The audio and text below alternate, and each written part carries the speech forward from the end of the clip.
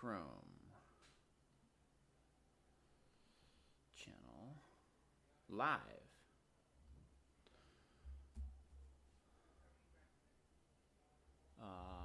Check YouTube. Brilliant.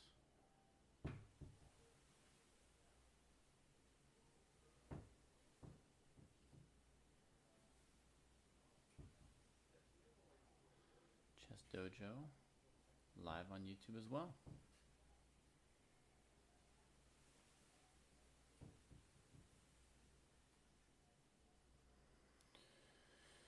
All right, so let's see how our tournaments are going. We got an endgame here with equal material. Black offers a bishop trade.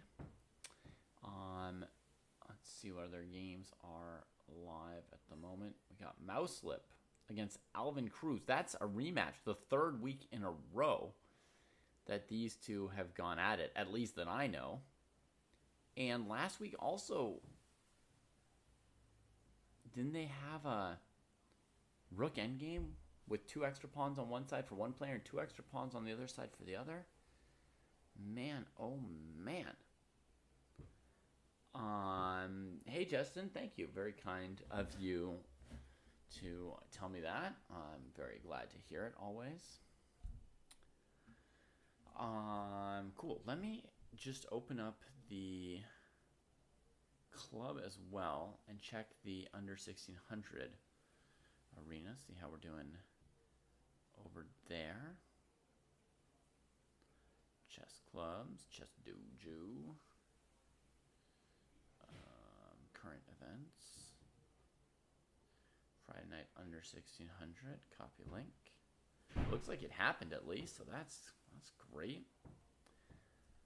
Despite not being around, not being around to kick it off, you know. At the start, so we got this rook endgame here. We got any games going? We got Guha against Zach on track.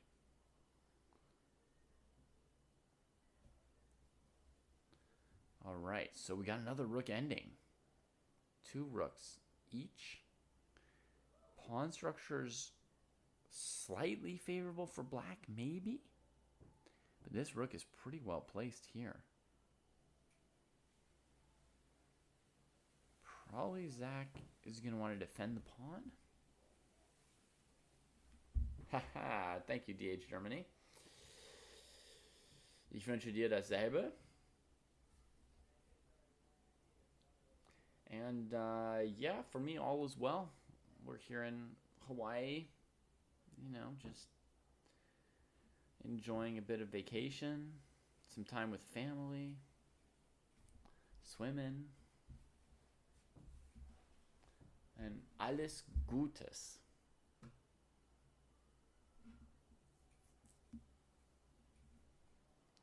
Okay, so we got 3 games on the docket right now.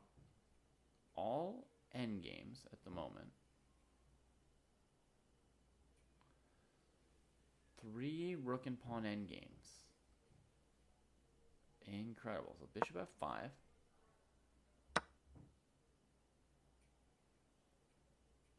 Takes. Comes in. Also possible would have been a move like rook c5, targeting the weak pawn. But let's see where this rook is headed. Hey Nordovec, 1 out of 7, indeed.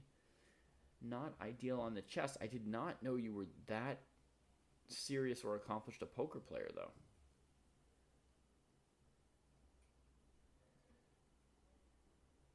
Oh yeah, we're having a great time. Hawaii is very nice. If you like relaxing. And, oh, I see my computer's not doing great. Sorry. It says we're dropping half of our frames. So what is going on? Good morning, Pizza Racer. You didn't know you were that good at poker either. How bad is the stream, folks? Because my computer thinks that it's really bad. It's showing me that I'm just have a not very good connection at all.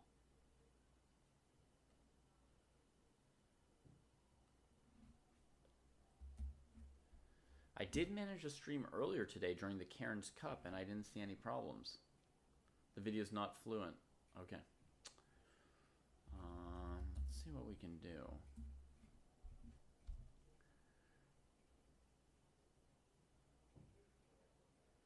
A few stops and starts. It's not good. It's not good. What could I do to make it better? All right, so the ping is 7 milliseconds, so that's good on the internet side.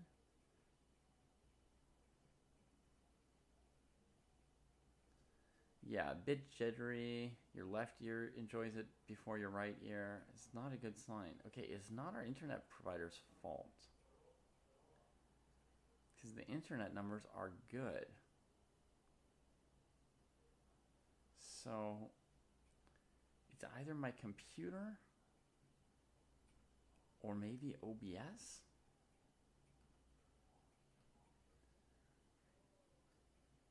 What could we do to try and make the computer happier? We could close some windows, right?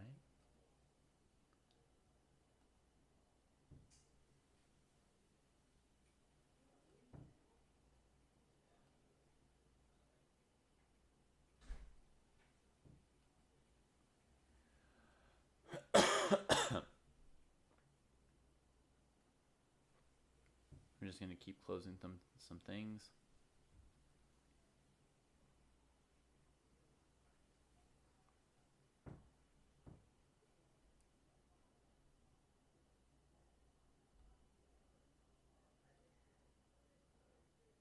Okay.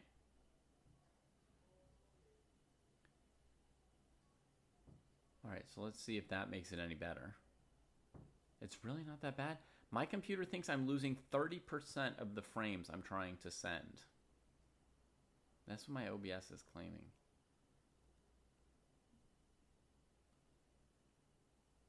And I haven't seen any move in this chess game for a while, despite black being in check, which is suspicious. Refresh it and it still shows that.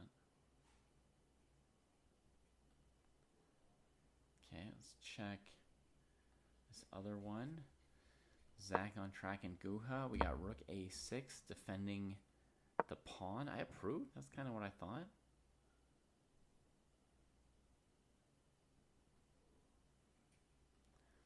And then this rook goes to e1. Oh, I think Guha wants to put it there and try and create some threats.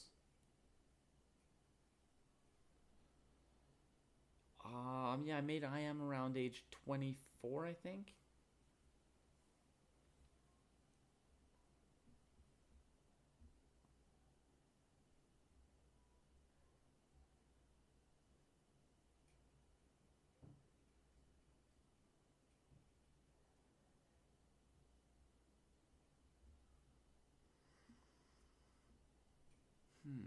Yeah, black needs to find a response to that idea. I mean, one idea is just to activate the king and leave the pawn hanging, maybe. How many hours daily did it took? I'd say from age 12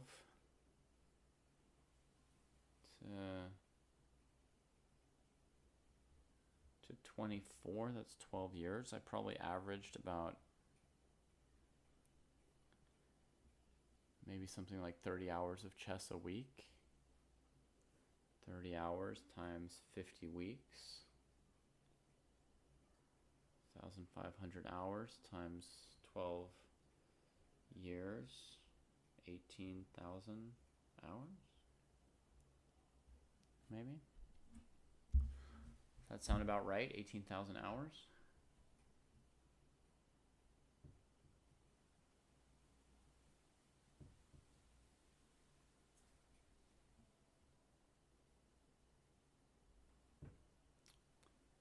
Maybe black should play rook a to a3,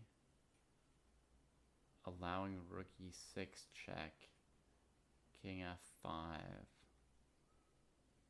rook somewhere, and rook takes h3.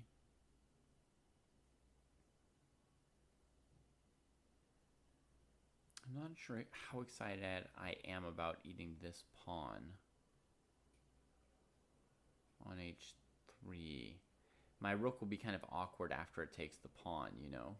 It takes a little bit of time to eat it, and then also once the rook's on h3, it doesn't have a good next move, and the other rook is busy defending it. I have a bad feeling about that myself.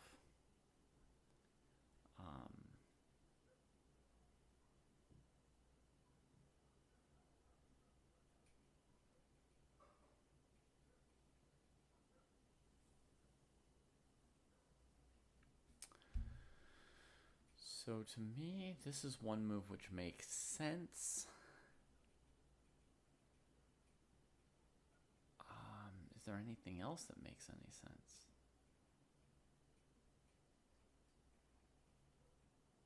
You could go after these pawns with this rook.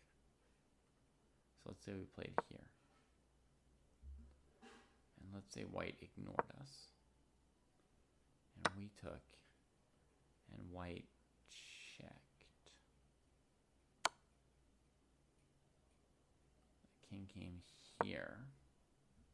Now this pawn's hanging, but so are these two. This looks nice for black. If the king went here instead, I'd do something similar. King here. Rook takes. King e5, and black's up a pawn. And I mean, I'd be pretty happy with black's position too.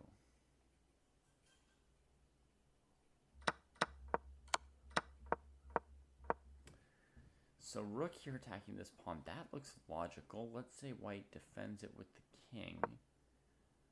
We would give this check. Rook e3, then here.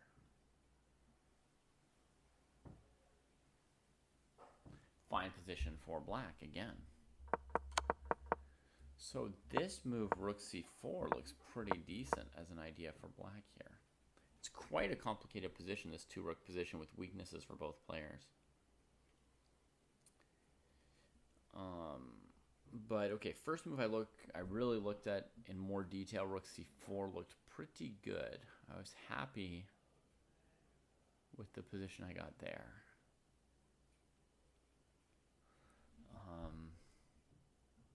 Other move I suggest was maybe king here. Now that I've looked at rook c4, nothing else is going to seem as good. Rook check, defending the pawn. King here. Repeat. So at least white can repeat. Whereas in the rook c4 line, I got the advantage for black. I like rook c4 so much, I think that black has a little bit of an advantage if they play rook c4. I'd rather be black over white. I'm going to bounce between endgames, between positions. Check out this, Mouse Lip and Alvin Cruz. Wow. So check here.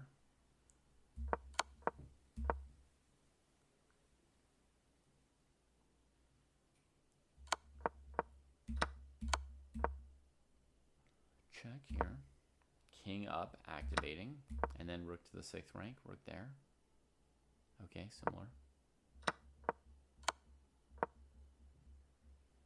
Here white's thinking. Normally the right place for the rook would be here. This would be sort of like an instinctive maneuver for white in this position. You can also ask yourself which pawn is in more danger of queening. If your pawn's more likely to queen than black's, then you could ignore black's and just focus on queening your pawn. So that would be moves like c6 or b5. But the black king is in the way of this pawn, and nobody's in the way of this pawn. So actually, this pawn's closer to more of a threat to queen, which means white needs to play defensively here versus offensively, which means rook check to g8 is the, so to speak, default approach for white. So we get rook d6, king c7, and it feels like the rook might go passive like this to try and stop the pawns now. Could be just a game-losing choice, this direction for the rook. Of the 18,000 hours, can I roughly estimate the time I spent on openings, endgames, tactics, analysis, etc.? Hard to say, right? Very hard to say. Accurate with any accuracy.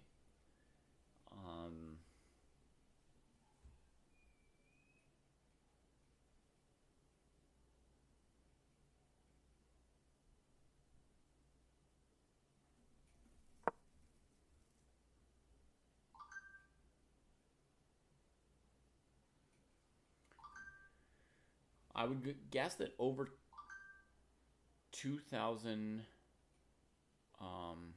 I would guess that over 2,000 of those hours, Justin, were simply playing games in tournaments. Okay, so that's like a first calculation or a first piece of the guess. Maybe about 2,000 hours simply playing games, maybe 2,500 hours simply playing games in tournaments. Maybe 5,000 hours analyzing those games.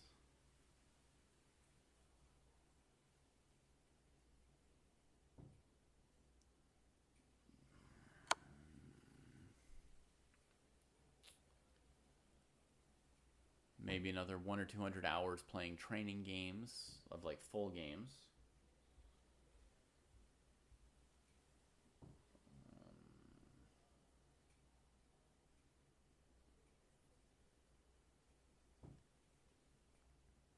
Maybe 1,500 hours studying endgames and 1,500 hours studying openings. Probably a little bit more on openings. And then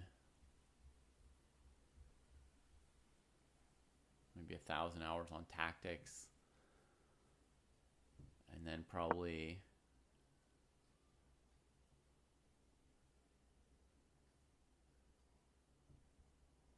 that probably still leaves about 10,000 hours, which probably includes something like 3,000 or 4,000 hours of analyzing random things with other players, you know, whether it be openings, end games, their games, my games, just sort of like being in a, you know, with almost never with coaches, almost always with other players, like my peers around my level, just analyzing and discussing and going back and forth about positions. And then the other 3,000 hours, 3,000 or 4,000 hours reading random chess books.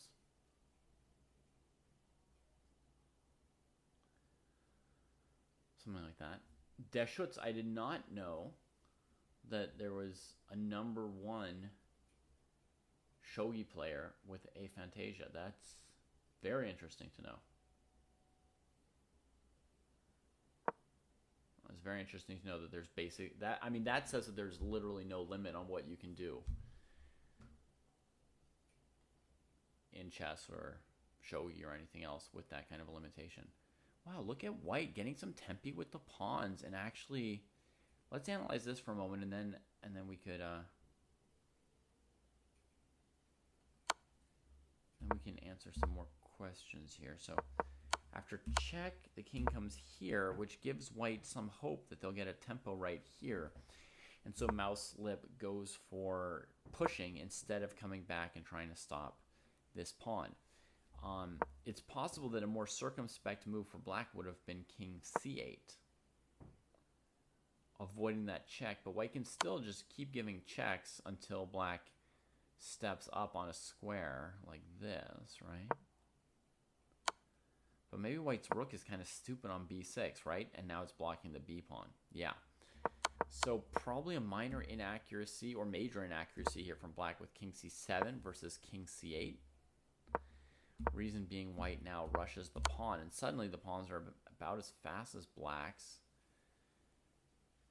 Now the next choice also looks hard to make. Black plays king b7, and white seems to improve the rook.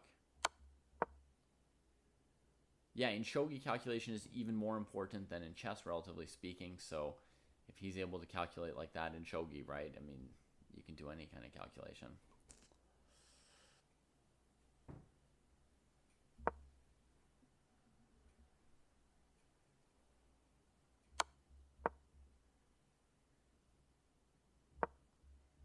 Oh yeah, and Dabo points out here where white played c6, they could also already consider this move. Check, trying to just queen. And on king b8, c6. You're just threatening to queen again. And the king's just giving you another tempo. And white is just won by resignation, by the way, folks. So this happened relatively quickly. Look, Dabo, c6 wasn't too much of a waste, because even after b7 check, king d8, you still have to play that c6 move, right? So here white played it first, not giving black one extra option, basically, of taking the rook. You know, one extra option of taking the rook, letting white queen. So c6, rook g4, just check, and resigned because of king b8, rook d8. Amazing, and white suddenly wins. I imagine the drafts and checkers is basically 100% calculation, BB, because the difficulty of it, because the difficulty of the game should be such that a human can simply calculate the whole thing. Okay, so Alvin's saying on the last move blundered this rook d8 thing. Could they have tried rook d8? Rook d4. The point is, if white trades rooks, even though you're up a pawn, this pawn queens immediately and with check.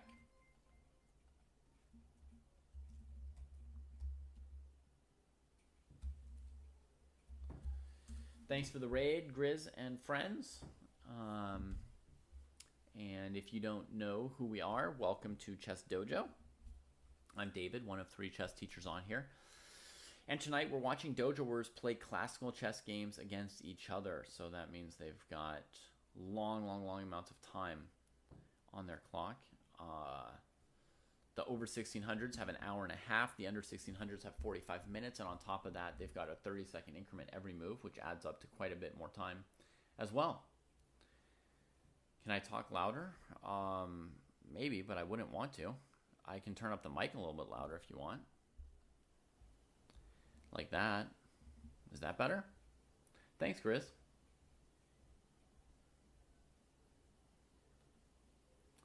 Okay, so rook d4 is very interesting. White should not trade it. I would think that white would throw in this move here, which I think is mildly clever, before playing the move rook g7 that BB is suggesting to us.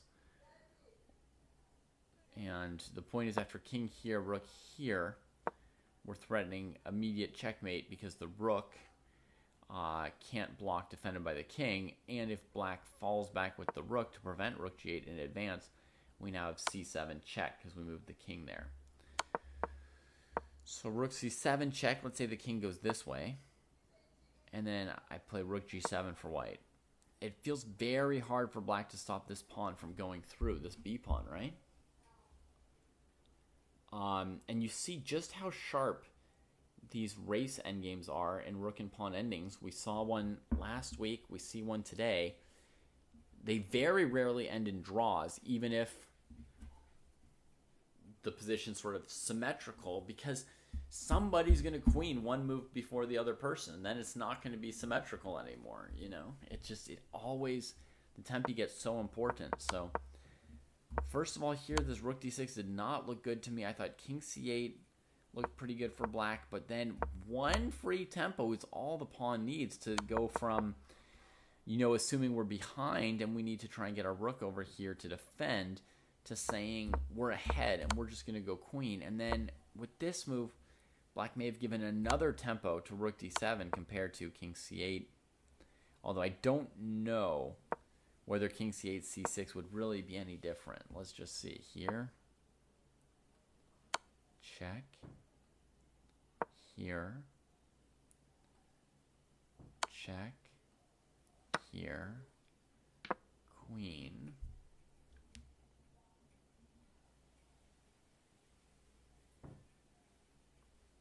If black queens, then there's rook d6, king c5, queen b6, checkmate in 2. So you gotta take this, and then after queen b7 check, and queen takes g2, white wins the endgame. So at this point, wherever black went, they were already lost. So king c7, I think, might be a losing move even to b5. At this point, is there any defense possible? There's not yet rook d4. Because for now, white can take it. And the king's close enough to win. So b5.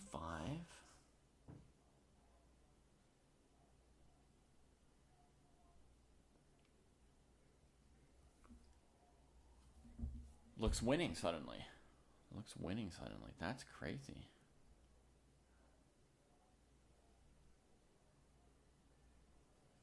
King c7 was a costly move in that case.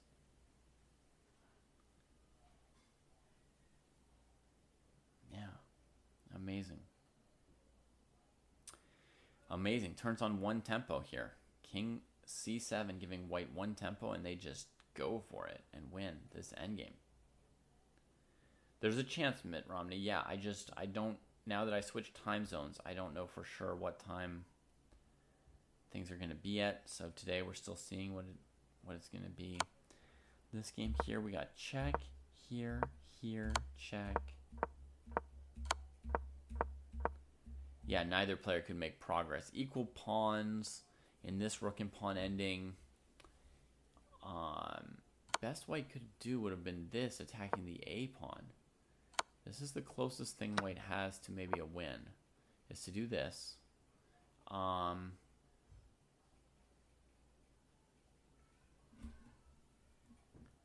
shogi guy is not unable to visualize stuff, but he chooses to not visualize most of it.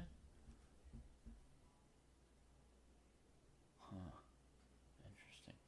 Now, if the black king had to step aside, then probably white would win this king and pawn ending. Does that make sense to folks? Have you seen this kind of thing? Equal pawns, but if the other person has to step aside, you can just walk in and win the game because your king's in better position. However, it looks like there's one saving move for black. They can play f6 with the pawn. White doesn't have any waiting move that doesn't let black take and win the game. So white has to back up. Now, if white backed up this way, probably white loses after king d5, right? Same idea. Black will walk in. So white has to back up carefully like this, you see? And then when black comes forward, white can block with the opposition. Black should step back carefully because king d6 would lose to king d4. Right, so black should step back carefully. If white comes forward, black can hold again like this. So that shows that the endgame was correctly agreed to a draw by the players. Nothing either of them could do anymore with this game. We've got a new game started here, so let's click on that and see the opening of Nordovic versus Baymon. Wow, we barely clicked on that game in time, as white's queen gets snagged in the opening. And Baymon wins a quick one over here. So let's click on the last of our original 3 games. Guha versus Zach on track.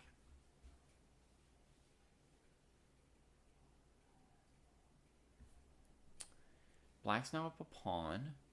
White's threatening this pawn. But black could defend by just forcing a rook trade, right? So black has that option.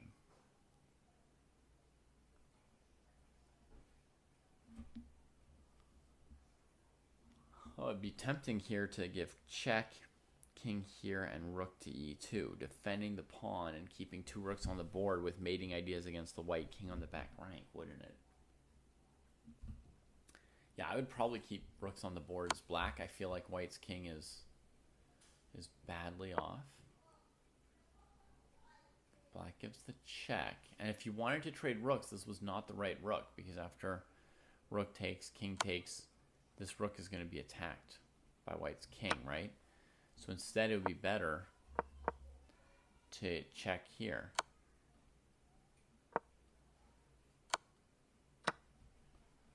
Like so. Makes sense? Because your rook's not sitting on f2 at the end.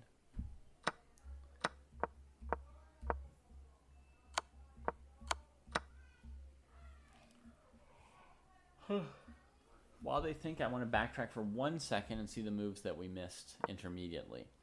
So Zach I'm going to give Zach a lot of points for this. Played the move rook c4. Then rook g1, rook f4. I approve. King f5, I approve. King e5, I approve.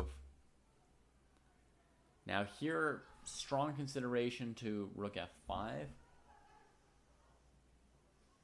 Leaving white without much in the way of counterplay, right? Yes, this is the closest thing white has to counterplay. And then it doesn't feel like white has time to go take the h-pawn, but let's just check. Because that's the only way to avoid losing. That pawn's going, gone, right?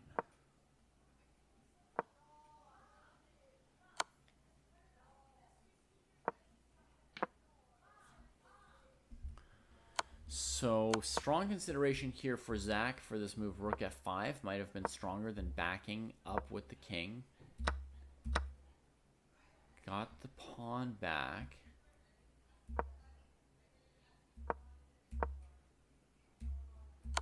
Then we get the wrong rook trade. So this endgame is favorable for black. You can see, though, that the rook trade on g1, black's wasting a whole tempo on rook c2 where the rook could have already just been sitting on a2 to begin with, and black could have started advancing. So, major inaccuracy again, full tempo of inaccuracy.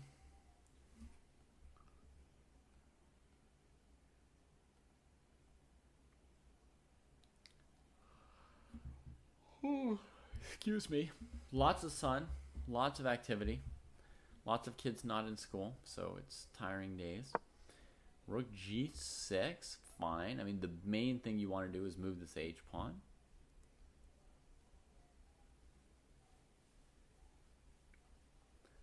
Let's kill this Friday night fight and open the other one.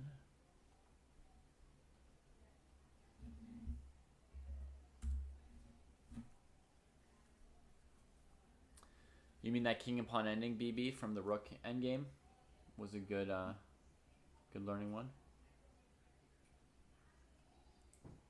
Okay, there's a new game starting over here between IOE, JEII, UOIE, and Chess Aesthetic.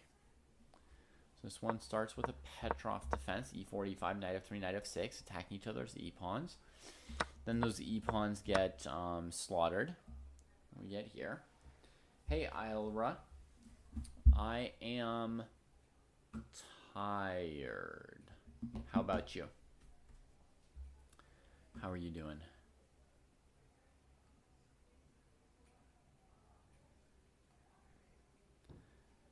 Check back on Zach on track. So we got rook c2, rook g6, d4. Rook g3. Tempting to just push this pawn next. So both pawns are getting closer to queening, and they're helping each other out, as good pawns should.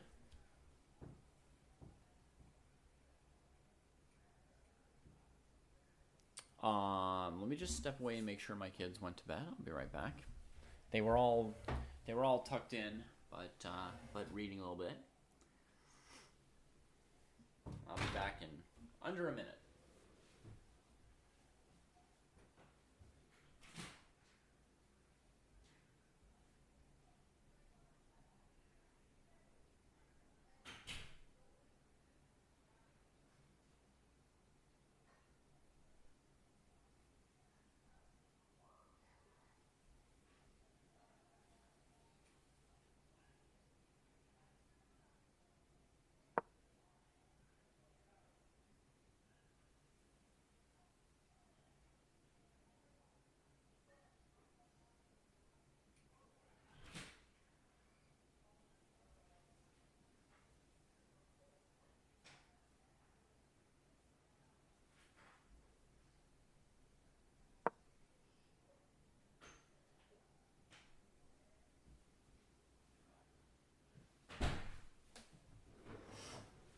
Good kids. They went to bed.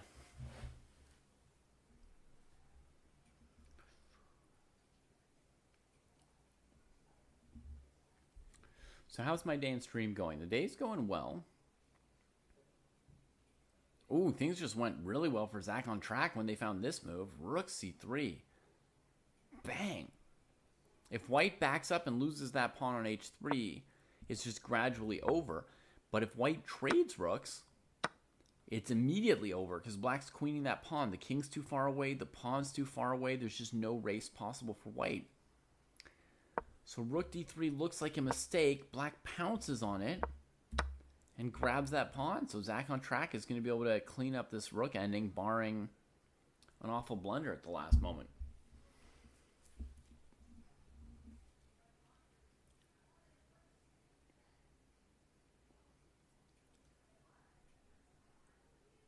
Whew. I fell into a nasty trap on my way back from checking on the kids.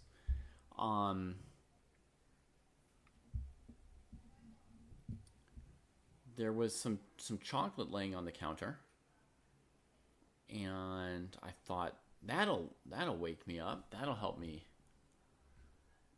last a little bit longer on the stream. But it was like 80 or 85% dark chocolate or something with salt in it, or sea brine or algae or something horrible, and I'm regretting it. I'm from California, currently spending a couple months in Hawaii. How about you?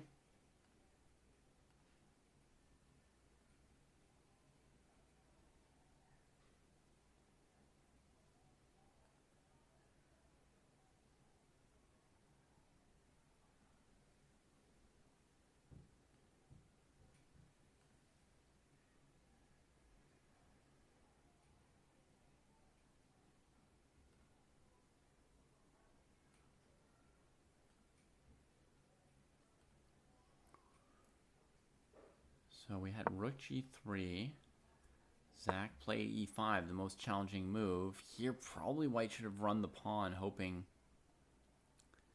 they would provide. It's so slow to provide counterplay from way back here. I'm not sure there's anything white could really have done here, but this rook c3 was really brutal. Yeah, maybe so, Icy. Send me the link when you start playing, and if it overlaps with my timing, I would gladly.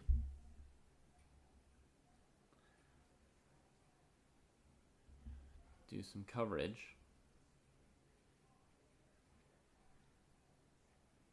If my coverage time for Friday night ends up being more consistently this time here, now that I've switched a few time zones for the summer, this might also be a time when you could schedule some of your games, maybe. Let's click on our other game with IOE, etc. against Aesthetic. So knight f3, knight e4, d4, d5.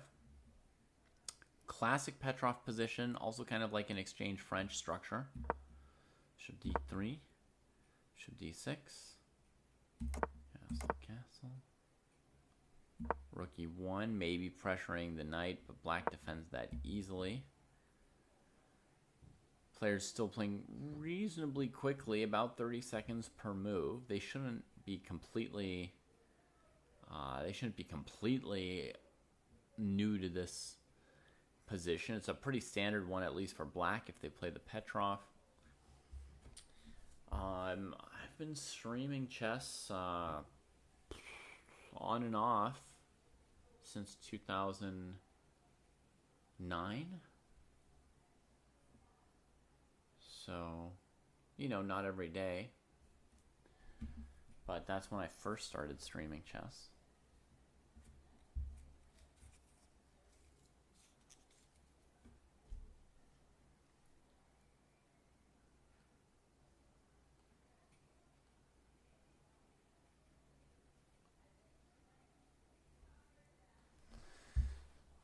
So, okay, it looks like white's sinking into a think here. What might one do here with white? I was just thinking maybe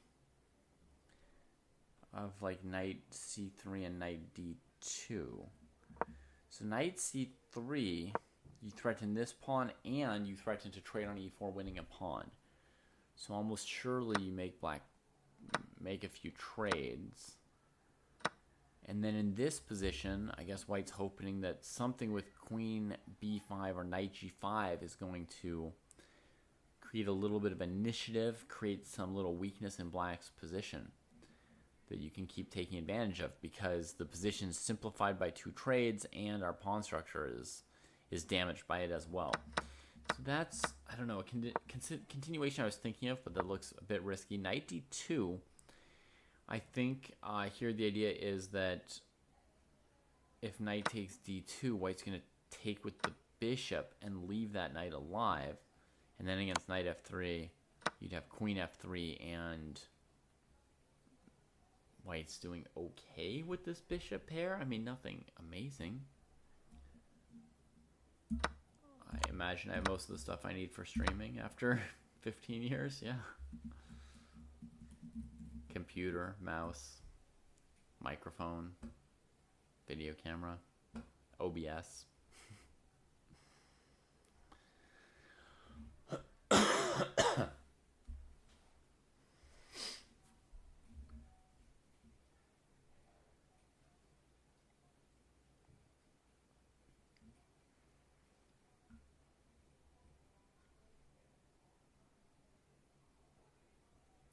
Okay, interesting move from IOE, and Chess Aesthetic is going to take it in.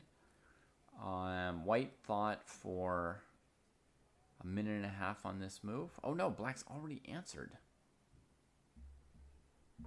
They played rook e8 while we were looking at that variation, so that just defends e4. White plays c4 going after d5, and the obvious move would be c6 to just keep the chain of defense going. Other options for black, knight d2, bishop f5 doesn't look great. Wait a minute. There is the issue of the rooks facing each other, so how does that play out? Bishop f5, knight f3 would now be bad. So white has to go rook e8 first themselves. Queen takes. And then if bishop takes, knight f3 is still bad for white. Uh-oh.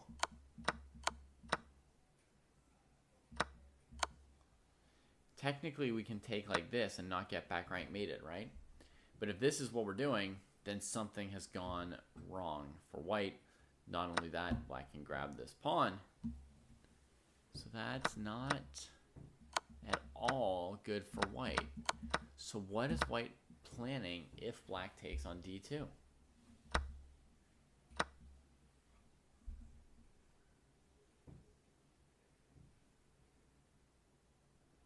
A VTuber model. Yeah.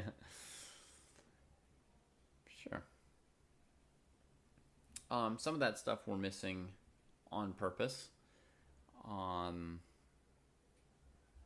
You know, we do have be right back and starting soon screens. We just don't always use them. You know, today when I started the stream, I was ready to start the stream, so I just started it without using starting soon screen.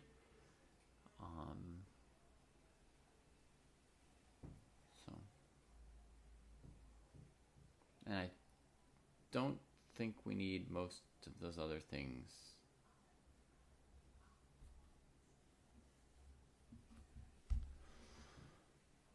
Here's my starting student screen. See, Chess Dojo live coverage. I changed the name of the show, begins soon, and they can watch a chess game while they wait. But I don't tend to use that very often. In general, when I start my streams, I just get in there and start my stream. C4. Knight d2 looks pretty good. So you could play queen takes, I suppose. Takes. And this position is just very easy and pleasant for black.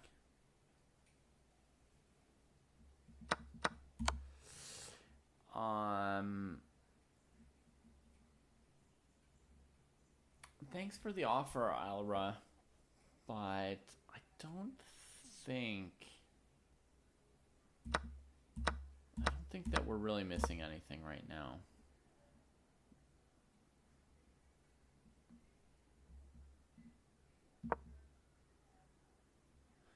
So that's knight d2, queen takes is only slightly bad for white.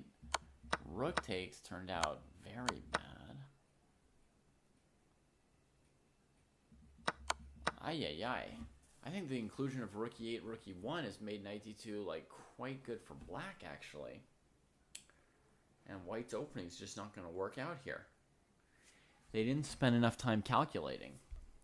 2 or 3 minutes on this concept is not enough at this level.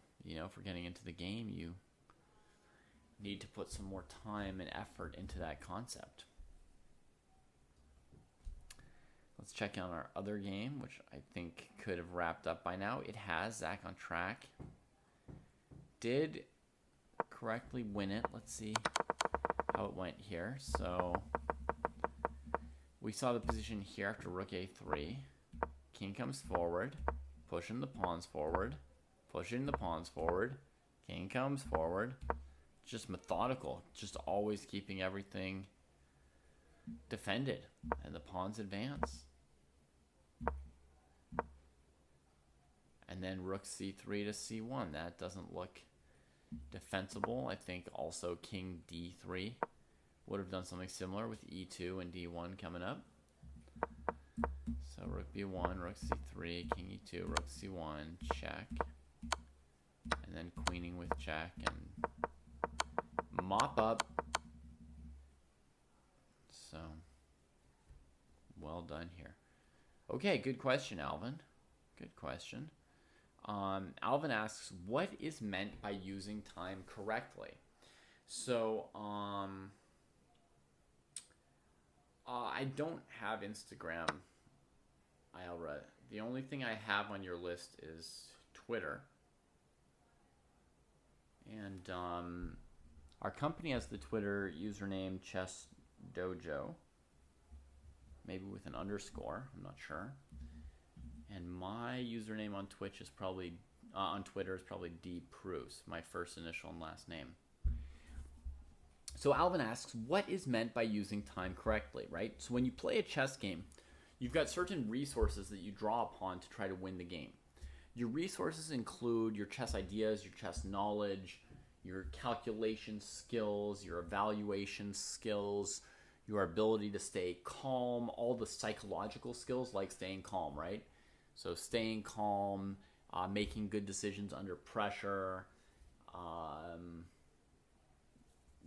keeping your confidence up, reacting to exciting developments or upsetting developments during the game. All of those kind of psychological qualities and characteristics are part of the resources and the skills and the qualities that you bring to the chess game.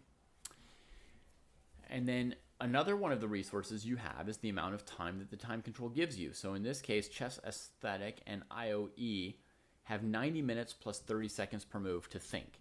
And the more time you have to think, the better you're likely to be able to play, the more problems you're able to solve, the more you're able to recover from something that goes wrong and, find your reserves and keep going. So, by the way, notice that black spent 6 minutes here. White had spent 1 minute on knight d2, 1 minute on c4. Right, so this is where I was saying they were not using time correctly, which is why Alvin Cruz is asking about the time usage. And then black suspects that white's done something wrong and spends 6 minutes thinking about it. You have an hour and a half. You could think more than 6 minutes if you wanted to, right? So, game's pursuing this way. So the idea, Alvin, is that having time, that's one of your key resources. Like all your other resources, you have to marshal it correctly. Your resources are also, I guess, the pieces you have, the material on the board, the time you have on the clock, and then all the skills and everything you've got in your head. So you're using those resources to try and beat your opponent. If, let's say black thought a long time about queen takes rook here.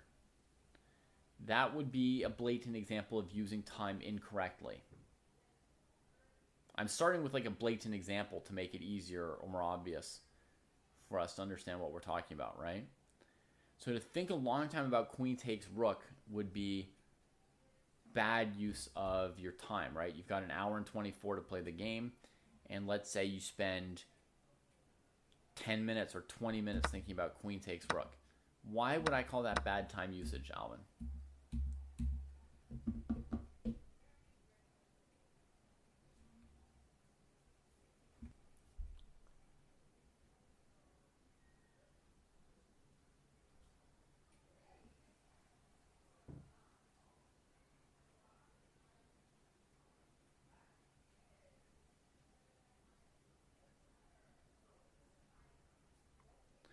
Okay.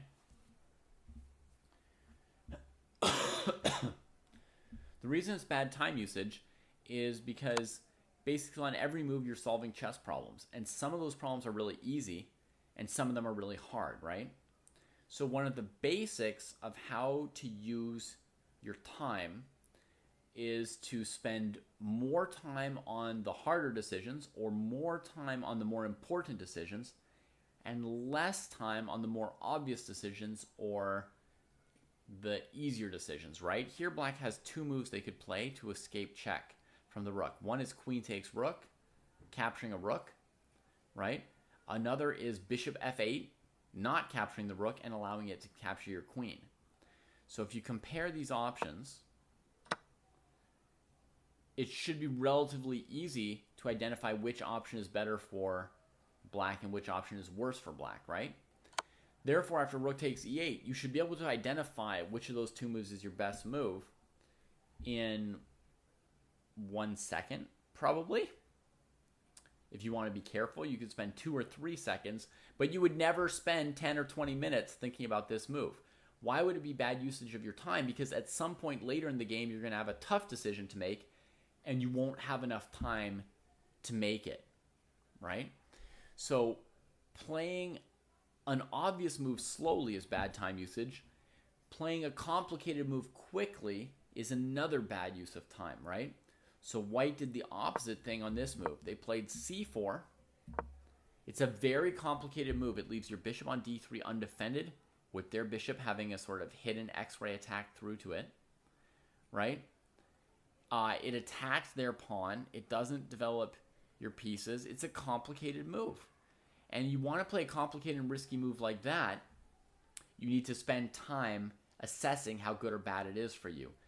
To play this move c4, you should probably look at knight f2, knight d2, and knight c3 before you play c4.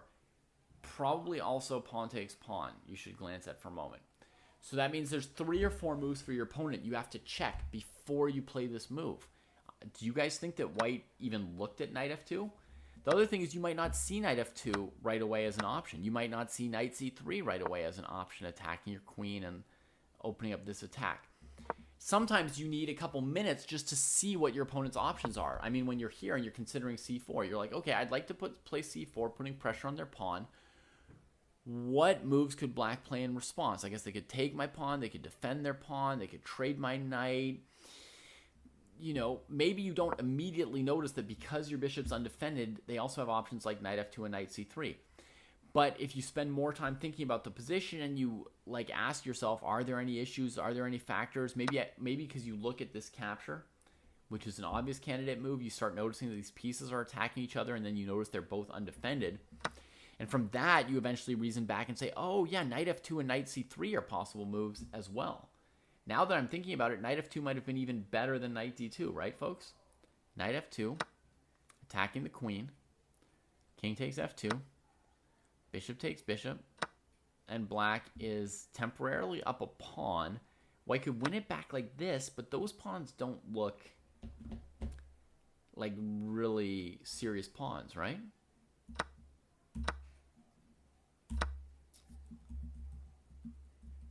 It would be impossible for your friend to follow me on Instagram since I don't have Instagram, Ilra.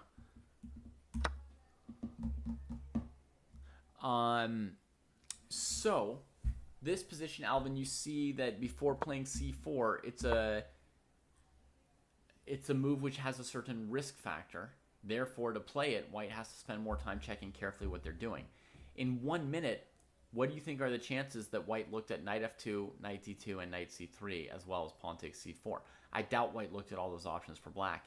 And I think that white didn't even notice that after knight d2, bishop f5, knight f3, queen f3, rook e1 is back rank mate. This was white's original plan for how to deal with knight takes knight. And I think my judgment on how fast white played is that when they played c4, they had not even noticed that knight takes d2, bishop f5 doesn't work anymore. Right? So that's using time incorrectly, right? Playing too quickly on an important move that might blunder the game for you, and that in fact was sort of a bit of a mistake from white, right? So now your original question was not what is using time incorrectly, it was what is using time correctly, right? And that's something that's a little bit subjective, so it's hard to ever like totally get it right. And I don't know that anybody has like perfect or correct time usage. But to some extent, correct time usage, the first step of it would be not using time incorrectly, right? So the first step would be don't play obvious moves too slowly, and don't play important moves too quickly, right? Then as you get better, as with everything in chess, there's more and more levels to it, right, Alvin? So like the beginner level is what I've just said, right? And the more advanced level of it is constantly thinking things like, how complicated is the game? How much time am I going to need to finish the rest of this game successfully?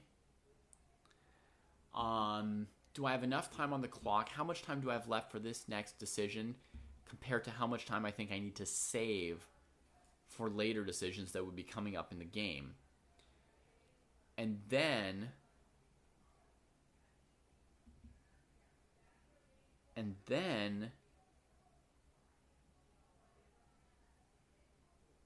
another level of that is assessing how important a decision is. So this is going to be a little complicated as well, Alvin, so I'm a little reluctant to get into this. But let's say in a position like this, you're considering playing knight c3 or knight d2. You could ask yourself, how much better is one move likely to be than the other? Because you probably start off with an instinct. And we might have different instincts, right? But you might look at this position, your instinct might be knight c3. And IOE's instinct might be knight d2. But you each notice that, it might be logical to develop your knight in this position. So you each notice two candidate moves. Now, how much better do you think one of these moves is than the other?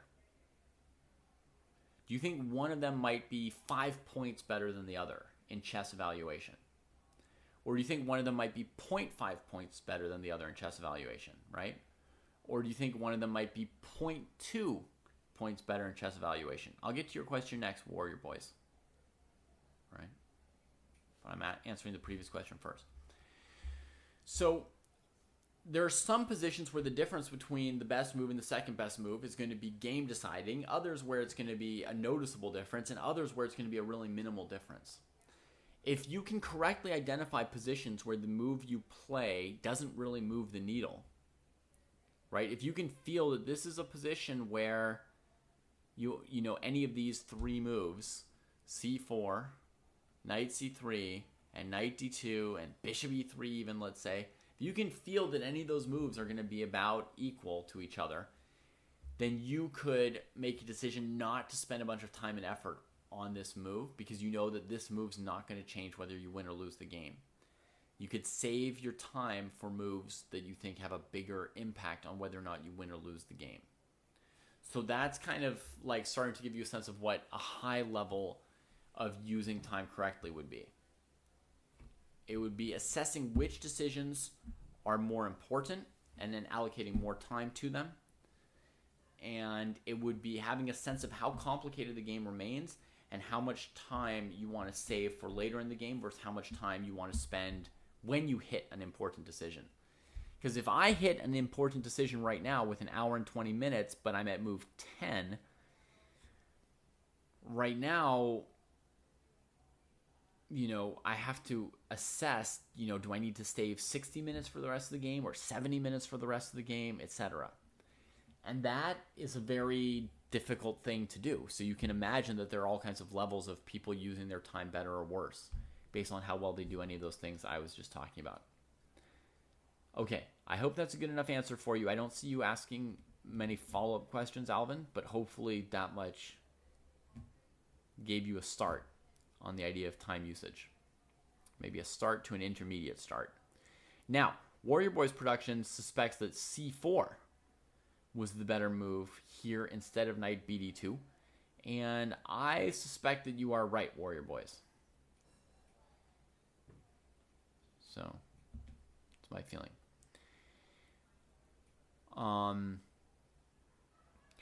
Alvin, when you were in that rook endgame at the end, for example, that's a situation where you only have one or two more difficult moves to find in the game towards the end, right?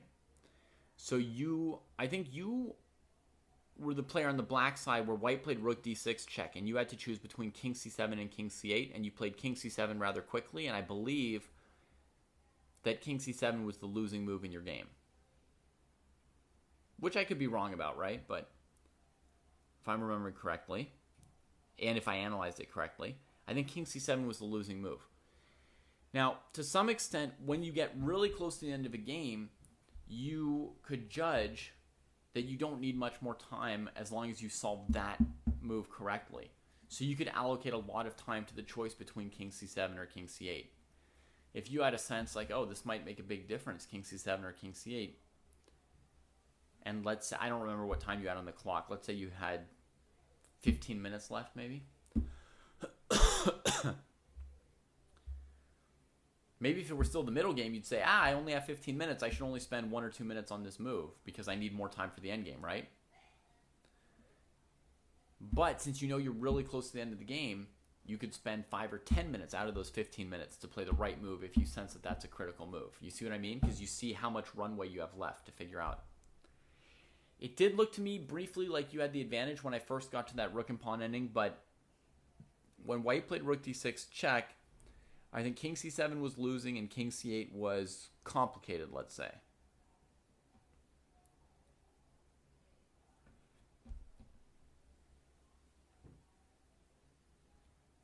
Hey, Rogoff, I'm only commenting. I'm not one of the two players here. So white played knight bd2, rook d8, rook e8, c4. Black found takes, which is good.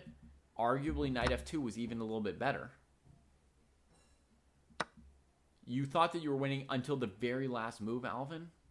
Okay, so that's a very good sign that you have either too much confidence or some kind of a weakness in rook endgames, right? Because once your opponent played b5, b6 with check, rook d7 with check, c6, it's really unrealistic to think that you were winning. He had 2 pawns on the 6th rank, and you didn't, right? So white was ahead by that point. In fact, you were probably lost even without the blunder of b7 check, right? So I think you've been lost for a few moves by that point while you thought that you were winning. So, you're probably going to not believe me and computer check it, which is fine. Knock yourself out. I don't recommend it. It's not fine like I recommend you do, but if you do computer check it, you'll probably see that I was probably right and that you were losing when you thought you were winning. And that is a dramatic thing to learn about your evaluation, right? So whether that is a specific weakness to rook endgames or just overall you being a very confident person would be a useful thing for you to know about yourself, right? Good call, Rogoff. It was a Petrov opening. Nicely found. Okay, Ron John said, I find that I'll start a game. I'll typically do what I'm told are book moves. In the mid-game, I don't really know what I'm doing. If you're just doing what someone else told you are book moves, then in the opening, I would add you also don't know what you're doing. I have general rules such as I like to control the middle, or I like to get my back row pieces out, or I like to castle, but that is about all. Okay, those are some good... Yeah, so you don't need the computer eval. Just take it as a data point then, right? That I thought you were losing after white got the tempo of b6 check. and you thought you were winning. So that's interesting right there, right? That we had opposite evaluations at that point. By the way, often when we've got the wrong evaluation, Alvin, we get surprised by resources for the opponent. Why? You didn't expect your opponent to have a winning move, right? So you weren't looking for it. Whereas a very pessimistic person would have been looking for wins for their opponent all the time. You know what I mean? Someone who's overly pessimistic can run themselves out of time on the clock in a winning position and blunder or flag because they don't have enough confidence, and they keep looking for winning moves for the opponent when there aren't any. A very confident person can often get surprised by the opponent's winning moves and tactics because we think we're doing better than we are, so we don't look for their tactics. You know what I mean? Like, you look for tactics for the opponent if you have a sense that something's loose. At this point, IOE did not have a sense that something was loose, so they didn't look at knight f2. And Chess Aesthetic didn't think this move was trash enough to look as far as knight f2, right? They didn't feel like black should have that good a move just yet. But at least they noticed that knight d2 is changed interestingly by the rooks being opposite each other. They spent 6 minutes, probably 90+% of the time, probably 90 to 100% of that time calculating knight d2. And they did a good job on calculating it. You know, so they come out with like a nice position here. Knight d7, I agree with this move. I thought a bit, as we've been chatting about all kinds of questions, I was thinking a bit about knight c6 versus knight d7. My first instinct was to play knight c6, kind of attacking the pawn. And then I decided it's better to just head towards b6 or f6 and use the d5 square.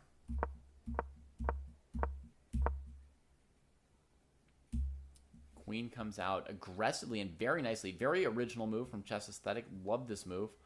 Allows rook e8. Queen covers all kinds of good squares here as well. This is a really strong move. I love this queen b5. All right, so Ranjan, it sounds like you've got some general rules that mostly are applying to opening play, which is you like to control the middle, get your pieces out, and castle. So those are a very good start for the opening, whether or not you know any book moves. And then for the middle game, you don't really have plans. So what's your rating, Ranjan? And how are your tactics?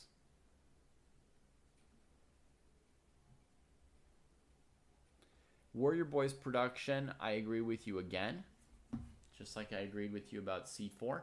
Warrior Boys production is saying they like black's position a bit better. Exactly what I would say. I agree with that. I would slightly rather be black than white here.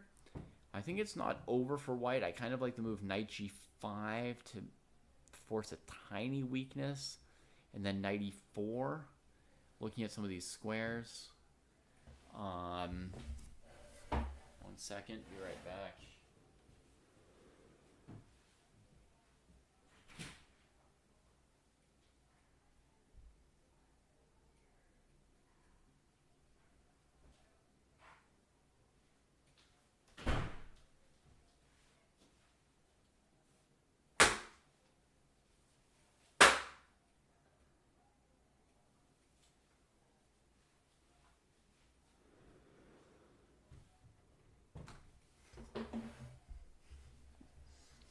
All right. Double Jared suggesting to us maybe a4 for white with the idea of kicking the queen and then maybe a5, a6. Could break up black's beautiful pawn structure on the queen side, trade a pawn, make a weakness. That could get close to equalizing if white succeeds with that plan of Double Jared's. So very good suggestion, a4. In the game, white played a simpler move, rook e1. Just putting the rook on the open file. It's a basic move that's basically fine. So I think a4, your interesting move, Double Jared. I would expect black to play queen c4 with the idea of getting out of the way of a5 at least. And if queen c4, knight c4, now a5, a6 isn't with tempo and I'm attacking this pawn. So I could still claim I'm a tiny bit better as black in the endgame. And white might try to avoid that with a move like bishop c3 or something, then I'd put the knight on d5 again, so a5 is not with tempo. And I would still say that black's a little bit better here, yeah? Nothing, game over-ish, but a little bit better. A little bit better. Okay, under rapid 1161. That could well be your rating. So, that's a pretty decent rating, Ranjan. Given what you said about your strategic knowledge and experience, I expected your number to be a little bit lower than that. So 1161 is pretty decent. And I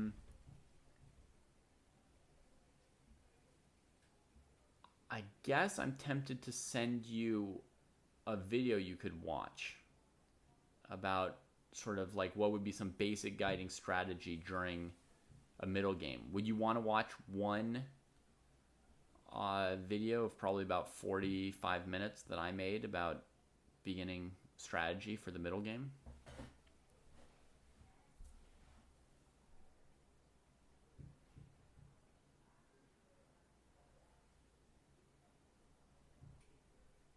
Yeah? Okay.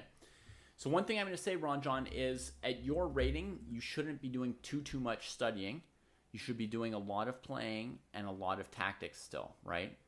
So I wouldn't really want to give you like a whole book to read or that kind of stuff. You know what I mean? But I think a single video will hopefully not overdo it. Okay?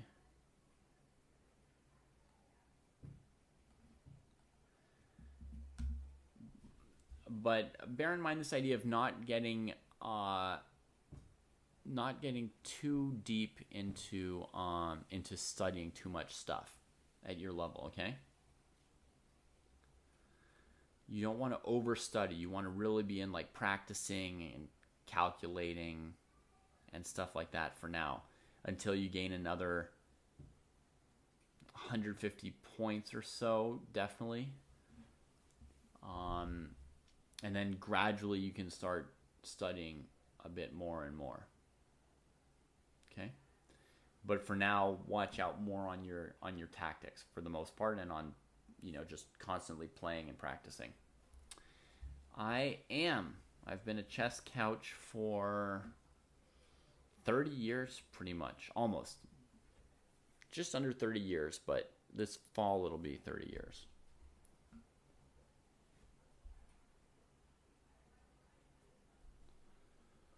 Yeah, totally. You're welcome. Liam Healy had a question as well, which we're going to get to here. Rook E1, Rook E8 countering. That's what I expected from Chess Aesthetic. We get a trade. Black's still nicely better. Definitely risking for IOE. The rook trade only helps black a little bit, in my opinion. So I don't love Rook E1 straight into Rook E8 for white. Doesn't impress me, but Knight G5 is the best thing to try here. So that is good. That is very good. That might hold the position together for white here. Is it possible to be a chess master without studying opening theory? Yes. Okay. Here was a slightly harder or deeper question from Liam Healy. Any advice on how to accept that a position is equal after you've been much better for a very long time? That may require some reflection on yourself, right?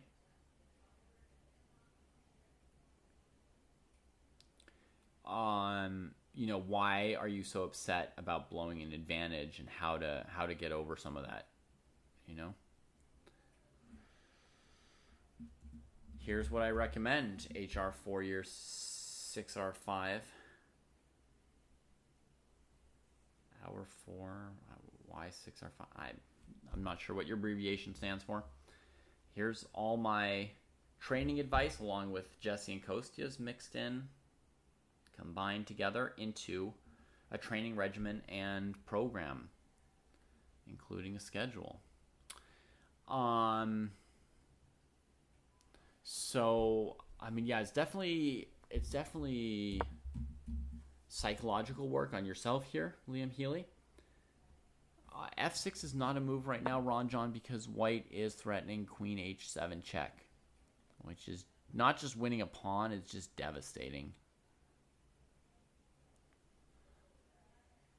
Wins at least a second pawn after king f8, queen h8 check, king e7, queen takes g7. So it's just too much. So this is the only move to keep the queen out of there, which is why knight g5 was good. Should be followed by knight e4, looking at knight f6 and knight takes d6. Probably. H4 might also be playable, but I don't know. It's what I feel like the follow-up should be. Both players probably playing a bit too fast, right? We see them, they're 19 moves into the game, and they've got an hour and 18 and an hour and 15 left. So both playing a bit quickly here. How was h6? Complicated, icy, complicated. Let's see. h6 with the idea of check. Here, check. Here, and icy's thinking I can't take the g pawn maybe because of the threat to the knight. Queen g7, pawn takes, bishop check. King d7. Yeah, I guess icy's right. How was h6? Maybe genius, icy. Maybe genius. Wow. Check king there. Okay, so I guess the most testing line for white will be this and then moving the knight back without giving this check. So we're not committed to the queen trade. So something like here. Knight e4 might be good as well, but let's start with something a little simpler because icy's making me look at things that are complicated for me. And I'm old, slow, and tired. So we go knight f3, preserving this queen h8 threat.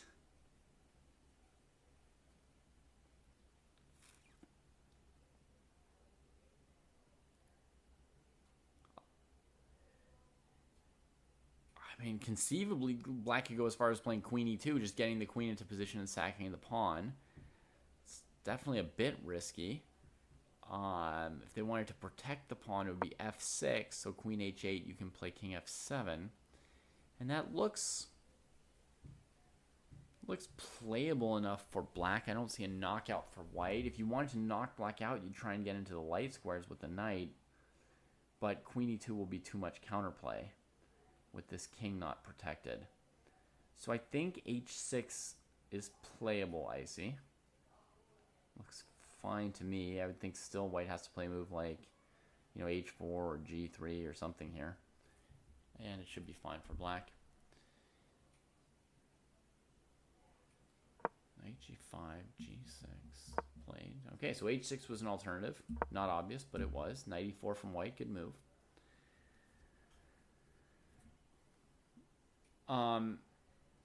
You know, in general, Liam, to your earlier question about how to accept that a position is equal after you've been much better, you know, in a chess game, I think during a contest, it's very useful to basically only care about the future of the game and not the past of the game. Like, how good or bad your position used to be should almost not matter to you while you're playing the position you have in front of you. Anytime you spend thinking about, oh, maybe I should have prepared a different opening, or oh, maybe I should have like tried this trade in the middle game and now my opponent's knight is so good and I could have traded it earlier. All of that thinking basically doesn't help you in any way in the future of your game, right? So it's not just what you're saying about accepting that you've blown an advantage. Like, to me, when I'm playing chess, I'm trying to constantly discard anything that's not relevant to winning or drawing the position in front of me at the current time.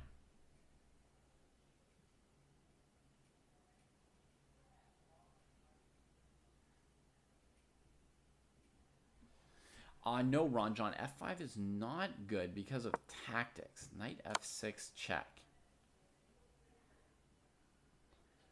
Winning the queen.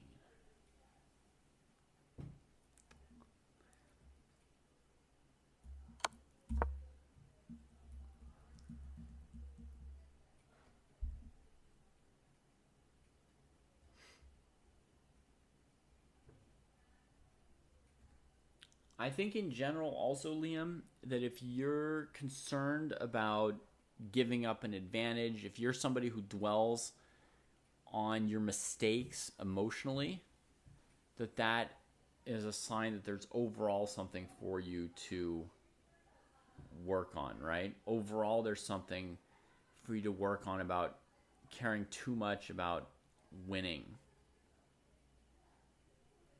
If you're worrying about advantages come and gone and such things. Yes, Double Jared, that is similar to basketball. It's similar to any endeavor where you're trying to achieve at a high level under some kind of time constraint, right? Thinking about anything that's not related to your next step, your next move, your next jump, your next whatever. Thinking about anything extraneous pulls down the quality of your performance, right? So basketball, baseball, taking a math test, anything like that. You want to be just focused on a very short-term future, right? What you need to do to best affect what's coming up next in front of you. Sometimes some little something in the history of the game can be helpful. Those things you hold on to, right? Like, for example, if you've tried a certain shot 3 times and missed it all 3 times, you might want to either adjust how you're shooting that shot or take a different shot from a different spot on the court, right?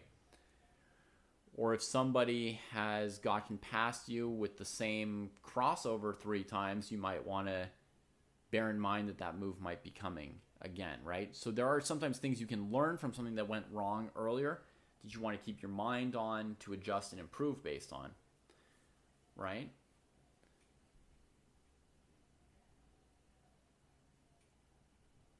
But we're definitely not emotionally dwelling on that stuff.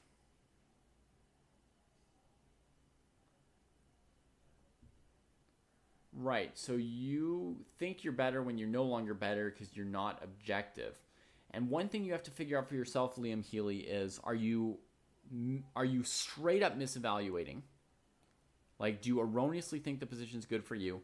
Or are you talking yourself into misevaluating because you want the position to be better for you?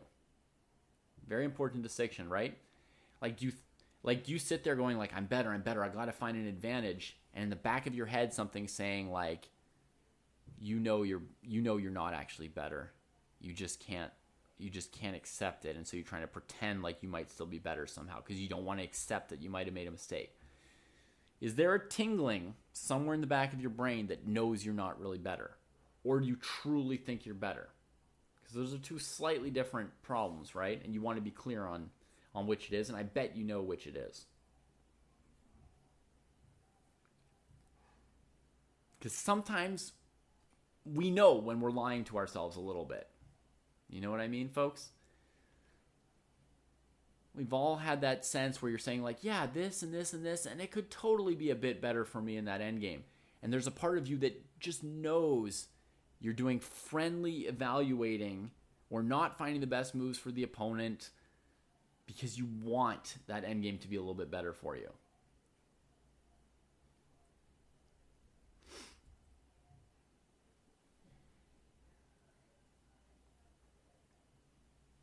All right, Rankwise asks, weird question, it's not actually a weird question.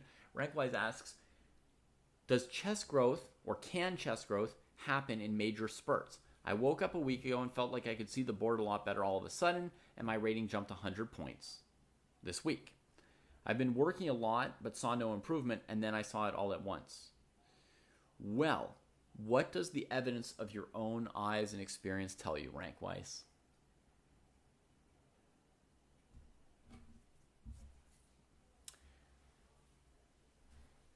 Or let's say I told you I've been working out lately and I think and now I can lift heavier weights than I could before I worked out. Is it possible that working out leads to being able to raise heavier weights?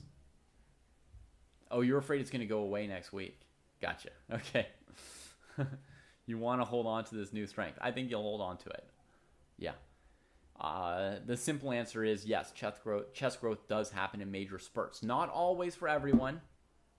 There's some kinds of chess growth that happens little by little, and you don't really, and it's gradual. And other times it just comes in bursts, like suddenly you put it all together.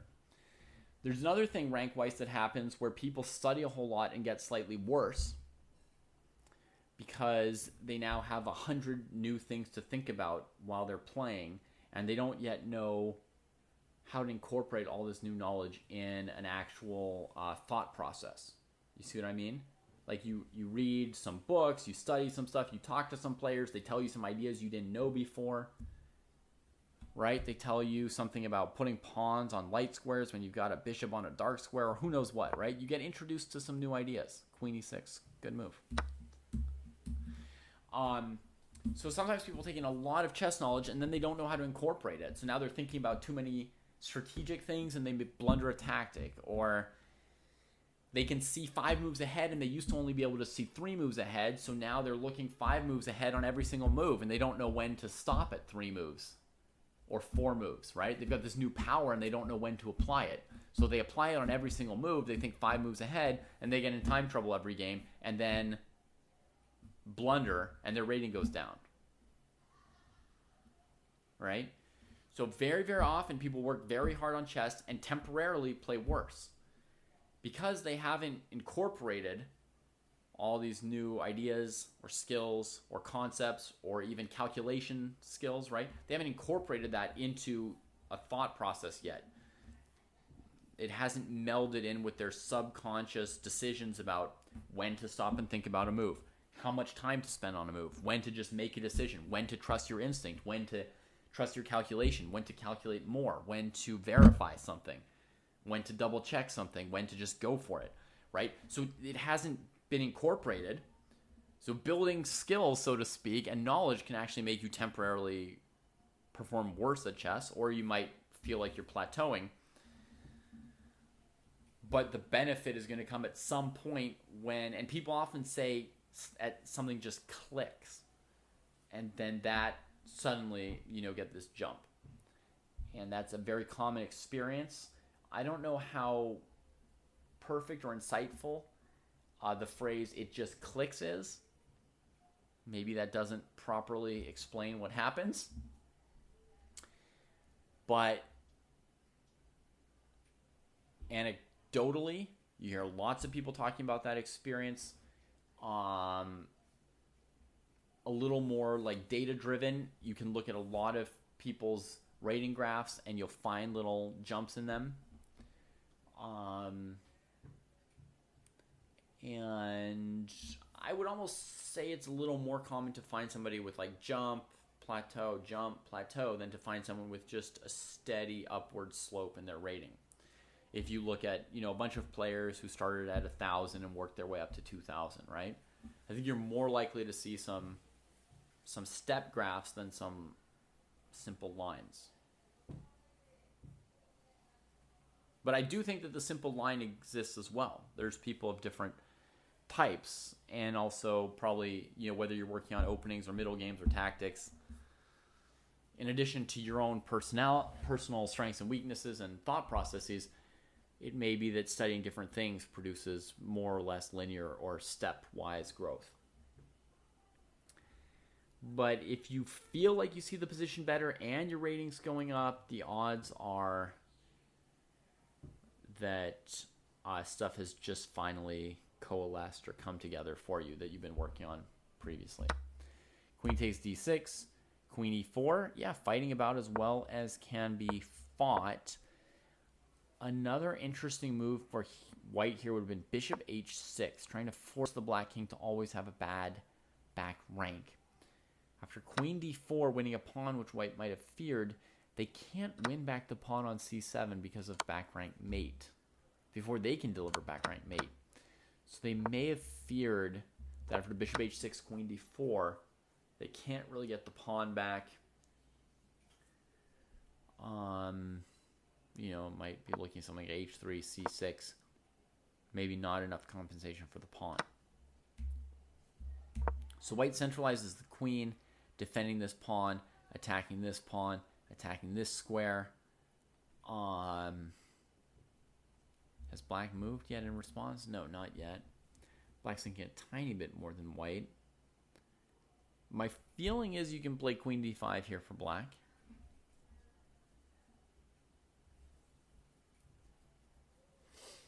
To protect this pawn. What I don't like about c6 is giving white the time to put the bishop on h6, right? So what I want to do is queen d5. If white checks, then I can stop bishop h6 at least, right? With the king.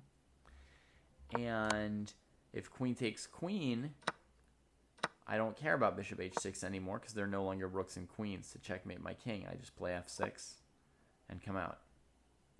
I want to mention one other option that black had here where they played queen e6 that looked interesting to me was the move knight d5, stopping knight f6 check and improving the knight to a great square.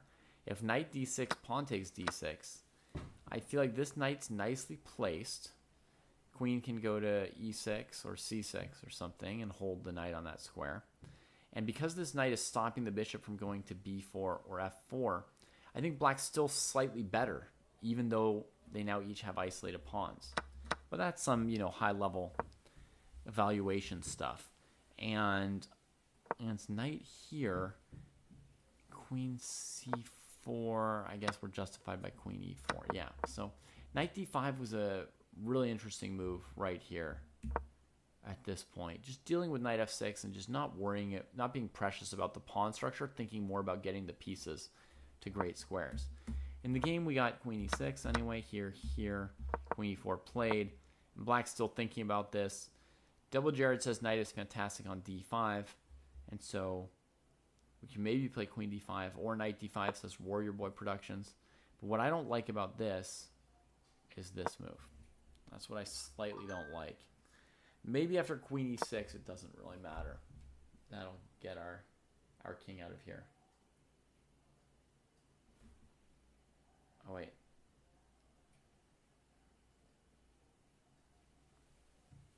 I did check on him. No, Ron John, doing tons of chess puzzles is a very good thing for you to do at your level. Very good. There's different kinds of chess puzzles that are better or worse for people at different rating levels. Yeah.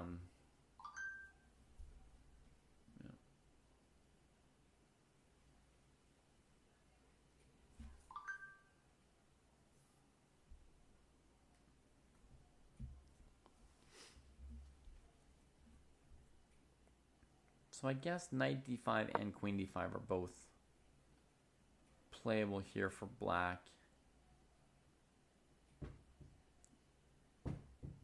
At the moment, I don't see any downside to queen d5, but let me just do a little calculation,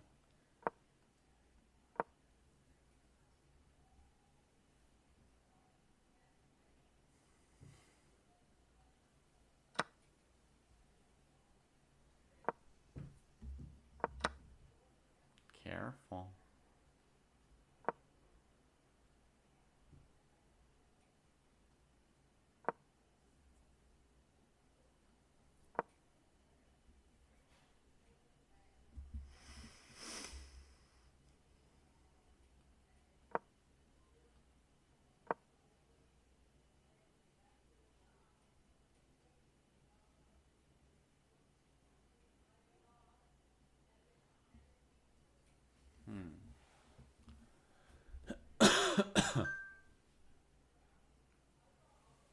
Doesn't seem so easy for black. I can understand hesitating on this move a little bit.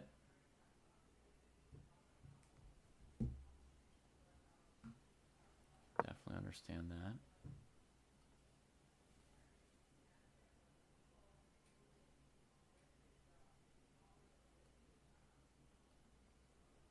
Let me check if there's any new games in the under 1600 section so I can give them some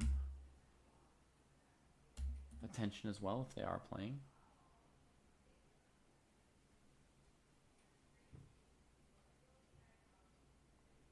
Oh yeah, we got another game. Sarensen and Caps Chess. Right on. So We got this game. We got this game. Now, they're early in the game. Yes, they're at move 12. But I'm always concerned when I see someone with more time on the clock than they started with. This section here, under 1600, they start with 45 minutes. Plus the 30-second increment. You should never have more time on the clock than you started with. I mean, maybe on move 2, if you play 2 moves of theory quickly. But,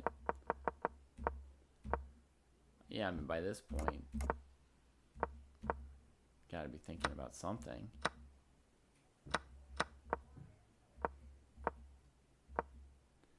I know, Scion, I know. It's different times all around the world. All the time, right?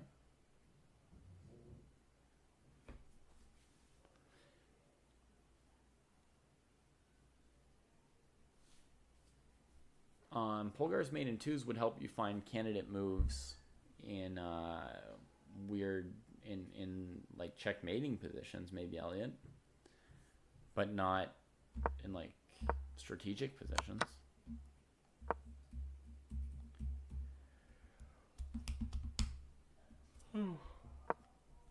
Getting better at finding candidate moves.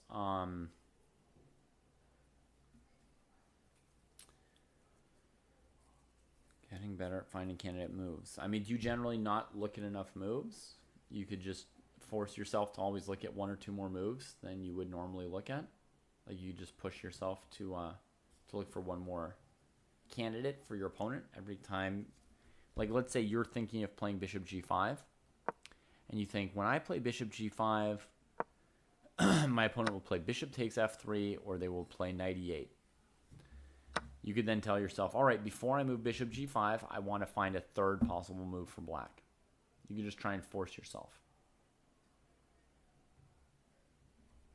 And that would kind of get you to work on that kind of weakness, right? Of being narrow in terms of how many moves you consider. But sometimes getting better at finding candidate moves is just a matter of your overall chess level, Elliot. You know, it's just like your experience. It's just having seen more Grandmaster games, so more ideas pop into your head. It's having played more games yourself. It's having read more books, you know. Sometimes it's just like a gradual thing of expanding your chess knowledge, right? Your overall just perspective, knowledge, strategic insight, board vision for tactics. It's just something that comes with getting better at everything. But if you have some more specific problem with your candidate move selection, like you spend a long time agonizing about it and can't find moves, or you tend to just play a move without even looking at candidate moves for your opponent, or you see their candidate moves but you don't see your candidate moves. I mean, if you've got something more specific that you think is like a real specific issue, then there might be a more specific solution to it.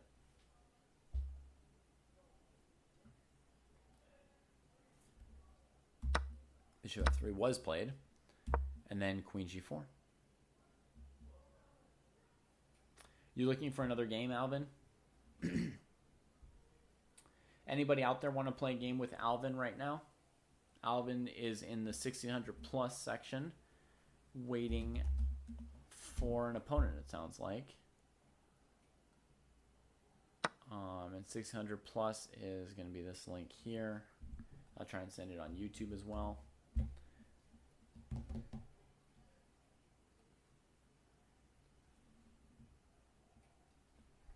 I can't play with you right now, Scion, because I'm doing something else, which is watching viewer games and commenting.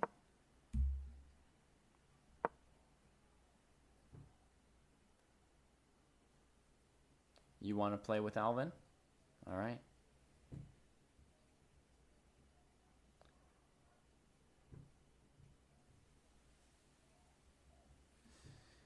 Well, Alvin, looks like you might get a second game tonight. Got some people coming in looking for you.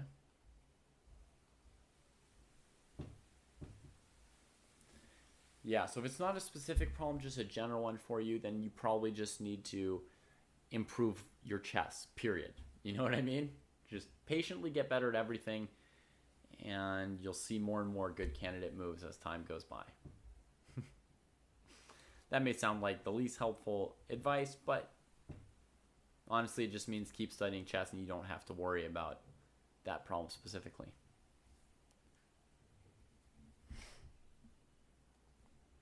All right. So let's close the under 1600 section for a second and open up the 1600 plus because we think that probably another game is just getting underway there. So we'll add that in.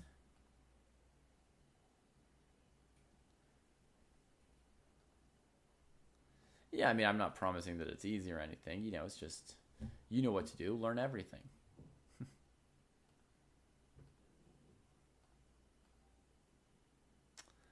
I've been popped out of my games.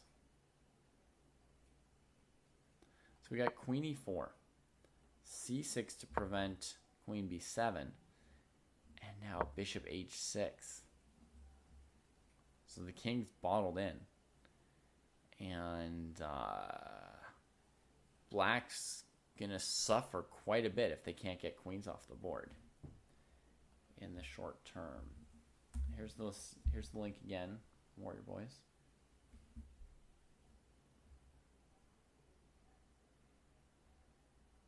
Baymon, in your variation, the queen on f3 is a queen, so white has to recapture it. They can't start playing desperado moves because on f3 it's a queen, not a bishop. If you look at the first and second black moves you put in your variation, you'll see that your queen transitioned to being a bishop.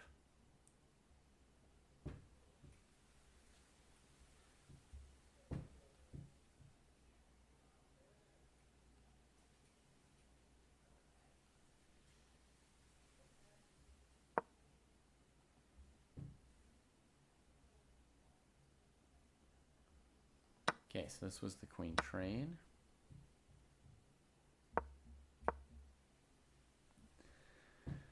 From here I can feel that the knight can bother white a little bit in these squares, so there's just a little bit of juice for black. Wow, white played very aggressively wanting to play f4. Black plays f6 in 8 seconds. 49 minutes on the clock, starting with 45. Knight d3 would have attacked 2 pawns. I would think you would need more than 8 seconds to decide whether or not you want to play this move. I played f6, a couple seconds, and white played bishop h4, and we need a game where the players are thinking about the moves. Did black hang this game, Double Jared? Asks. Bishop h6, queen here. There's a further scary move for white here, queen e5, right? I was thinking queen e6. Absolutely not, Scion. No interest. Plus, I'm doing something, right? So it would be interrupting and annoying to everybody else watching who does not want to watch me play a bullet game but wants to watch these games. And now with queen d8, white has the possibility of queen e5, just played, threatening mate, seemingly forcing another weakening from black f6, and then there's check. Here, you come in, it looks like it's just instantly checkmate between all the different squares that black needs to cover. So, yeah, Double Jared, black may have just hung the game, indeed. c6 was already risky. Here, maybe queen c6 holds on, though as I said, you know, it's going to be scary times as long as queens are on the board. So, you know, queen here, queen h4, the scary time continues, right? Or maybe queen f4. Looking at this, the scary time would continue. But this move, queen d8, basically allows forced checkmate. It's looking like. Oh, and at least, sorry, this queen e6 move, there would be no queen f4. Let's make the analysis more accurate. There's just a back rank mate. So that's why I expected queen e6 a while before, before we even switched games. Just getting the queens off the board and surviving. Sorry.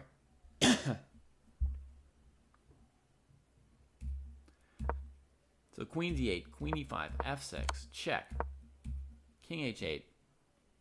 I mean, if IOE plays queen f7, that should win us the game here.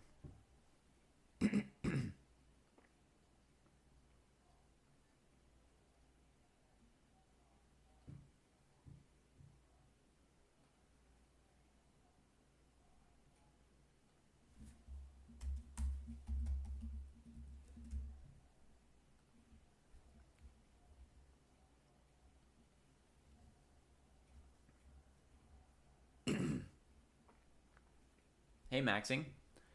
Yeah, there is a physical element to them, right? I mean, I think somebody in bad physical shape could never be world champion, basically. You need some physical strength to be a top competitor.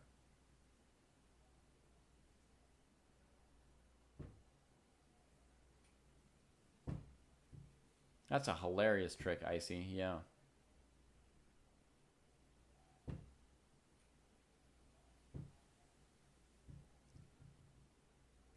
Would F3 instead of H3 keep the game pretty close to equal, though?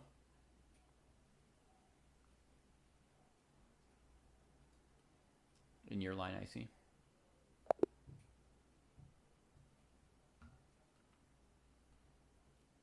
All right, folks, we got the checkmate. Queen F7, Queen G8, check, mate. IOE turns it around off of this Bishop H6 idea, and then a further slip, and just calculates, finds their option. Do I play against the subscribers? Occasionally, Scion. Yeah, fairly rarely. It's definitely not one of the typical shows we do on Chess Dojo.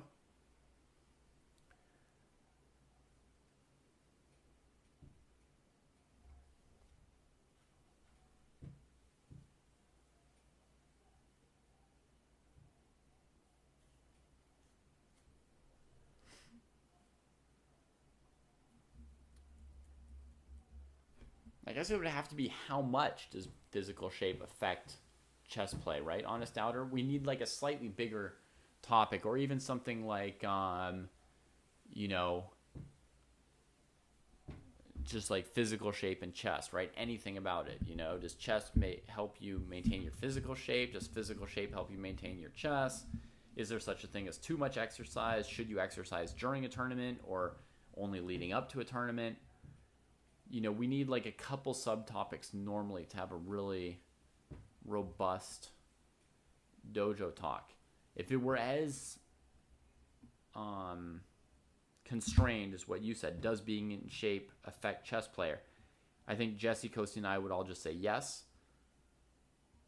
Being in shape does affect it. It affects it insofar as, like, if you're in better shape, you play chess better, you get tired less, you make less mistakes at the end of the game.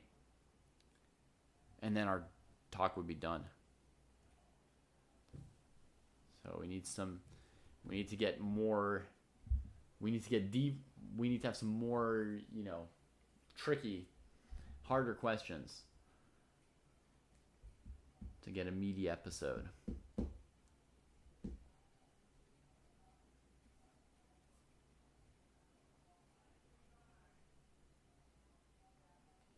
Okay, so nice shot by IOE. We also have Sorensen and Caps Chess still playing. Caps Chess now up to 52 minutes, and they're rated 300 some points higher, but the fact that White has spent an extra 10 minutes on the game is seemingly more telling than the time usage, than the rating, right? Knight f4 in 10 seconds. White trades it and takes a free pawn. Goes after the next pawn. Goes to the open file. Oh my god. Sorensen's going to get an upset here. In Caps Chess, you're going to have to think on your next game.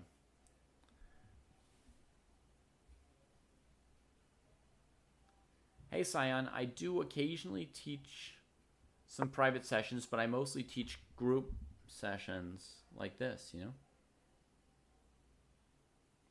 Thanks, Honest Doubter. Yeah, we'll cram those two together.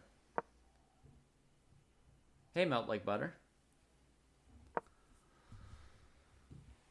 Good to see you. Your flatmate should definitely try playing chess. Yeah.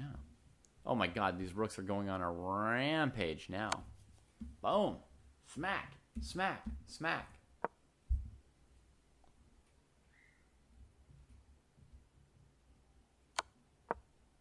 Scion Gaming, if you want to gain 400 rating points, maybe start by trying out the Chess Dojo training program.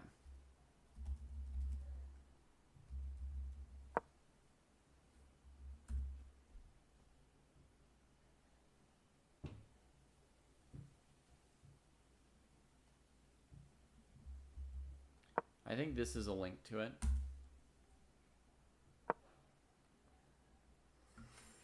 I'm pretty sure you're in India, and in India we have a reduced price for the training program to reflect the exchange rate between the currencies and living costs in India versus the US. So hopefully it's affordable. I know you are melt like butter. I've known you a lot longer, I think, than Scion Gaming, who's just come in today asking me to play Bullet with them. And then asking for private lessons after that. A4. Okay, so Saracen chooses to avoid letting this rook out, but it is also a little bit risky because you leave this pawn alive that's really far advanced. Oh, that link didn't show up, Scion? Well, basically, it's ChessDojo.club.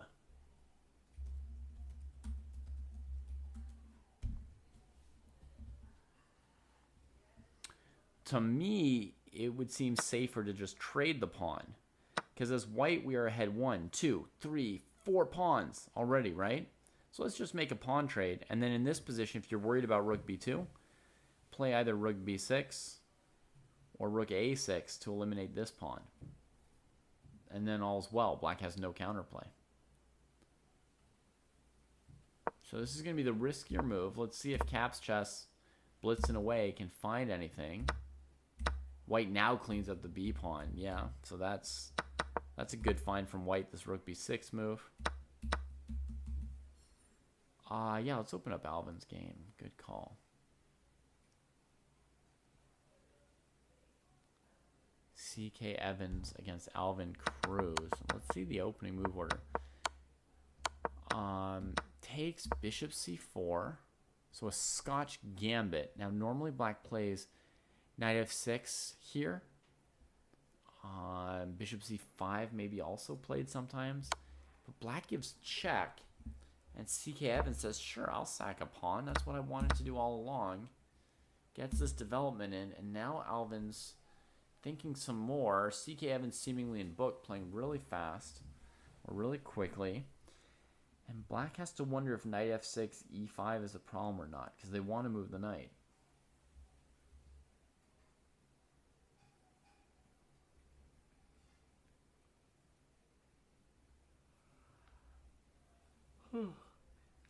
I don't know this position by heart, but if black can't play knight f6, it's a pretty bad sign, but maybe d6 could be another candidate move here.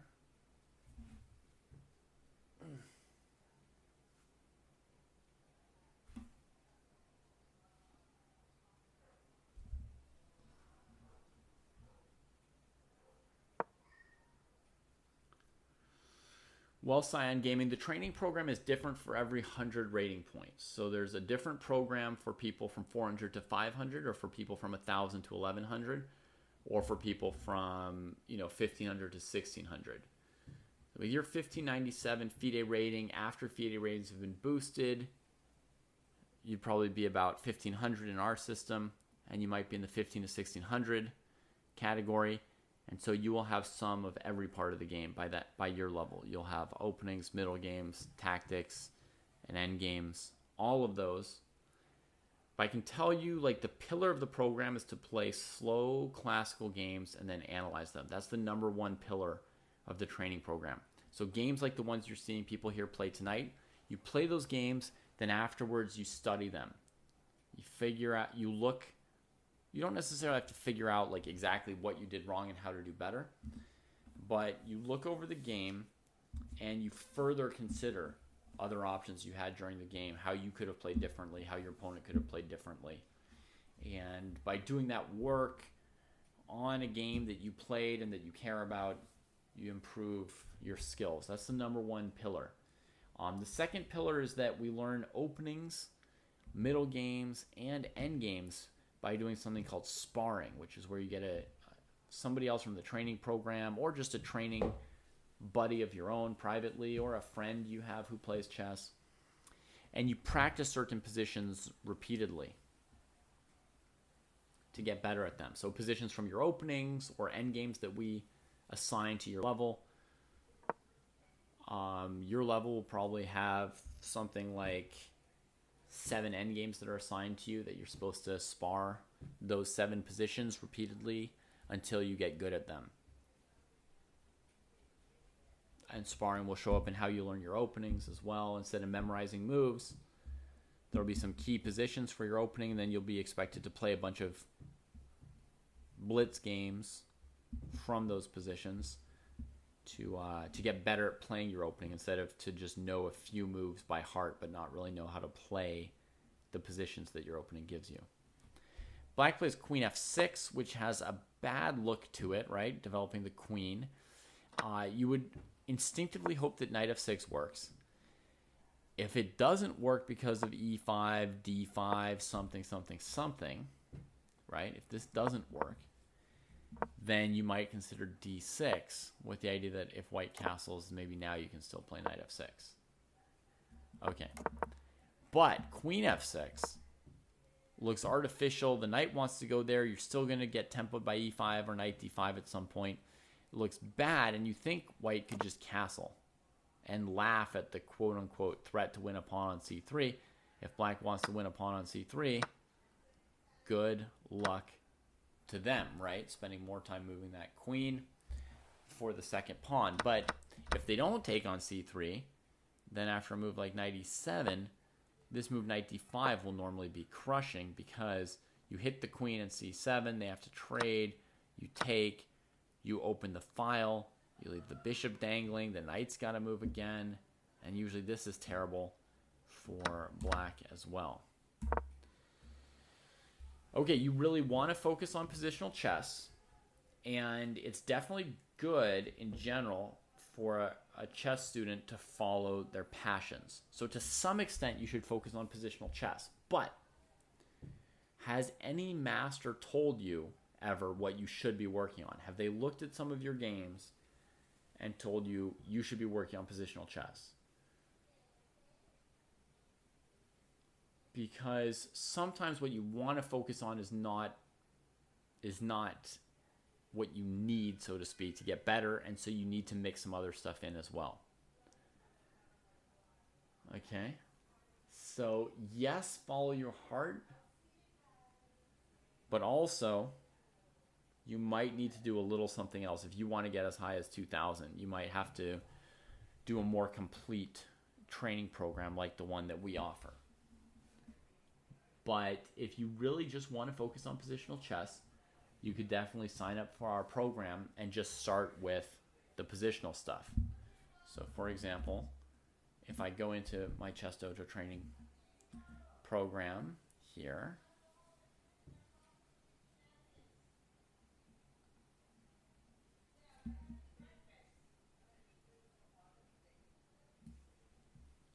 okay, so if I do it like this,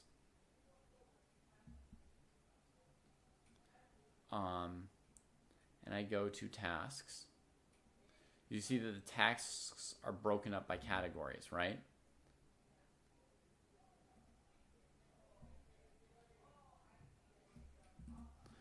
So you could go to middle games and strategy and just work on the middle games and strategy tasks. If you really think that that's right for you, you can focus on it. Or maybe focus on it could be you spend 2/3 of your time doing that and 1/3 of your time doing other things we recommend.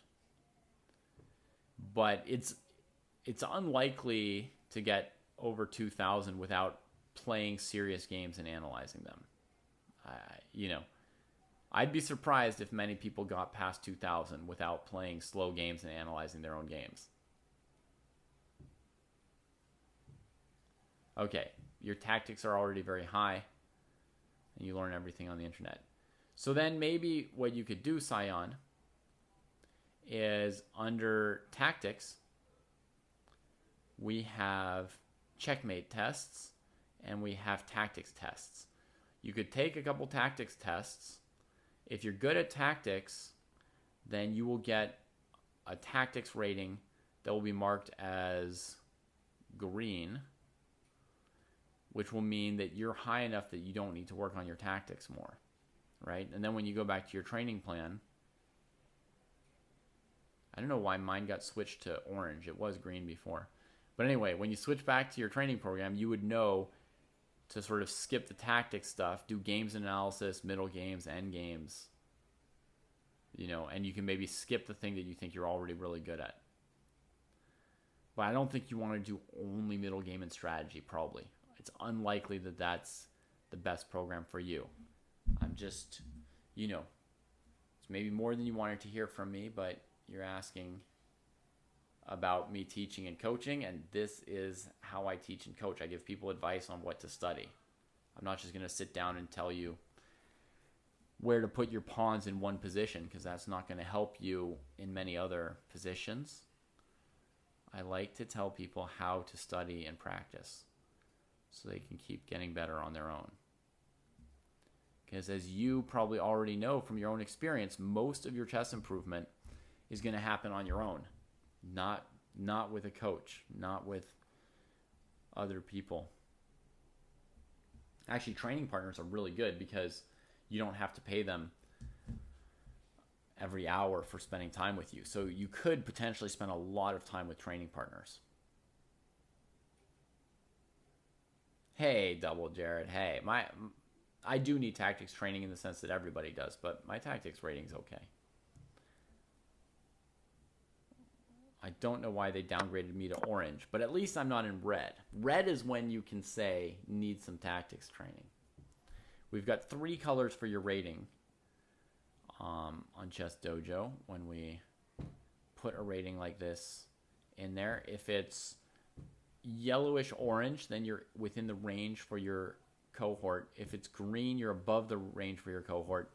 And if it's red, you're below and need to do more.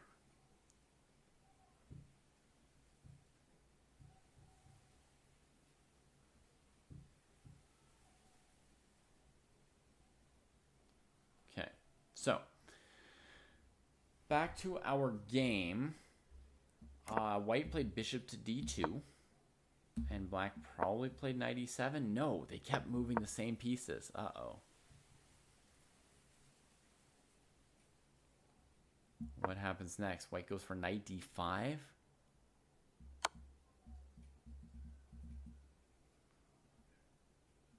So black is under this double threat, which they have to cover, but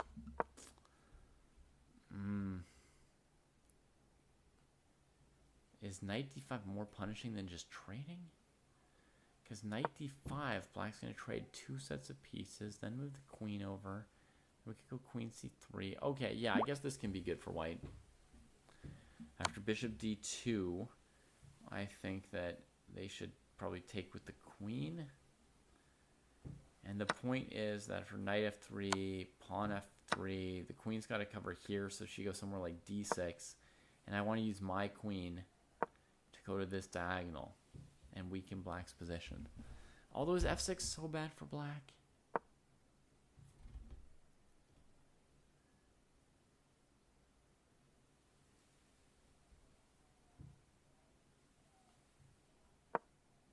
Yeah, I guess this is decent for white. That's great, Sion. I look forward to your progress. You can come in sooner if you want. I'm happy to answer some questions on stream.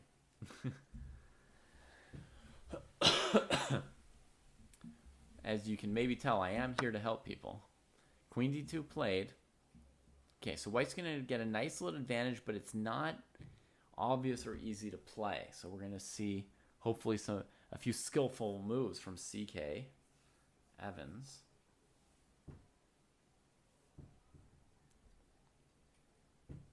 Other game. Let's have a quick look back here. Sorensen did win this rook ending against Cap's chess. Huge upset. Stopping the file.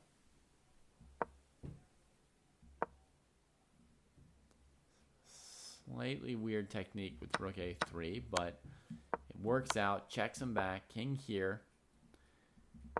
This rook's holding the king back, right? So this one takes control of the 7th rank. Now the king's nearly mated. Rook h6 is logical. white plays a check first. Check here. And then gives that mate. Beautiful. Yeah, I didn't calculate that yet, Icy, but there was something in my brain wondering about it. Let's have a look. Queen F3. In the live position in the game.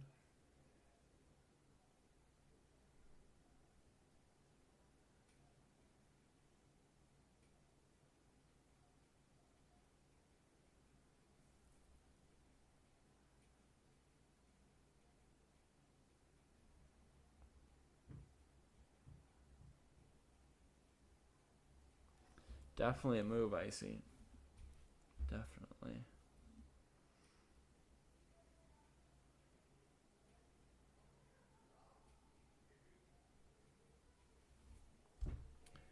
Okay, so I think an important question is probably Queen D4, right?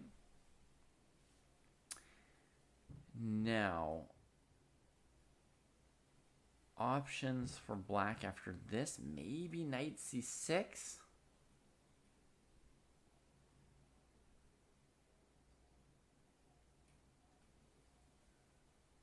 You're right, Bong Loud, that if white goes for this, it's all just kind of trading.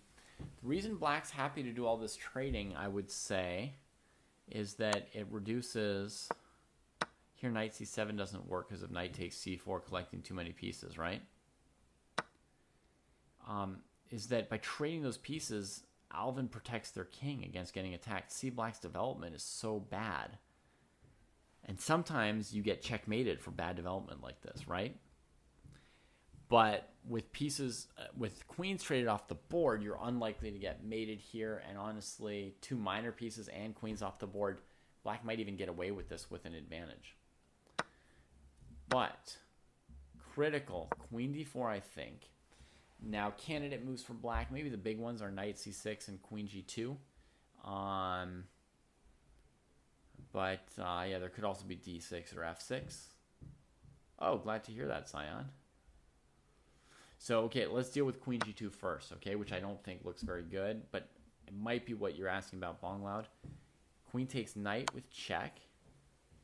Now, I'd say king d8, queen c7 only makes things worse. So let's go king here, right? Now, queen's threatening my rook. I want to take on c7 or to try and checkmate with queen d8 or queen d6. But I don't really want to sack queen takes rook check. It's pretty messy. I mean,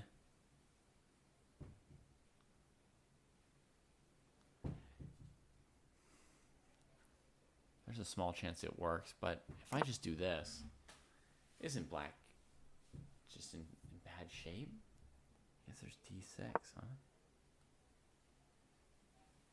Keeping the queen out of c7. I back up.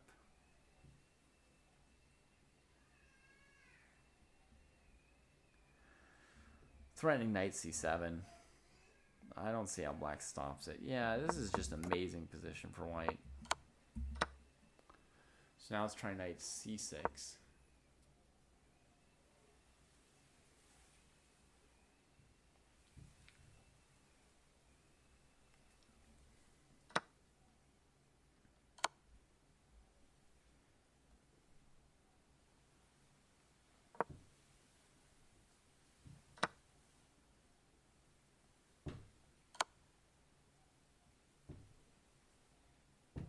King d8, queen f8 is mate.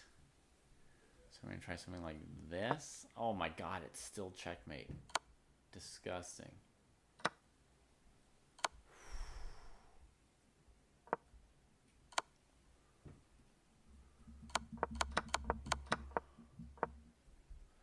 So here, big threat of rook e1, secondary threat of queen takes rook, third threat of knight c7. So I'm going to try one more candidate move for black instead of giving up. White's going to trade, take, grab the rook.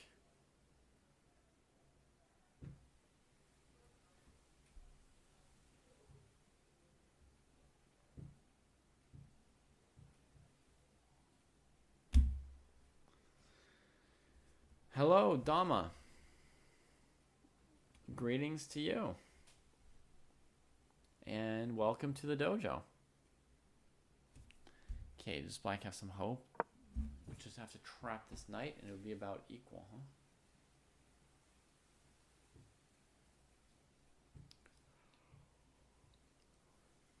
I guess it's close to equal. So that's playable for black. Yeah. Has Alvin moved yet? No, look at Alvin. Spending more time than they used to. Tonight, Alvin already played one game. Then they asked me about what is good time usage. And here they are doing good time usage. This position here is super complicated throughout the opening. So it's an opening where you want to spend more time. Even though normally you don't want to spend a ton of time in the opening. Yeah, Ranjan, queen takes f3 looks like definitely like a very good chance it's the best move. Very interesting move. Very good chance that it's a good move. Very tempting to play. Double Jared says maybe after queen f3, white just ignores it completely and castles. This would be my concern there, Double Jared. I mean, I love the originality there, that you want to just castle. So would be my concern. Knight takes. I guess maybe if we assume that your move is good, we would play queen d4. This is hanging. This is hanging. This is hanging. This is hanging. I only see 1 or 2 squares for the queen. Let's throw in check here. Should I take? Or just the rookie cookie. If I take with queen, black will play rook b8. Then I go knight d5. Yeah, that looks fine. Let them spend their time moving the rook, right? Come back here, threatening queen c7. Move the rook away from that. Develop our rook to an open file. The threat is good old back rank Matovic.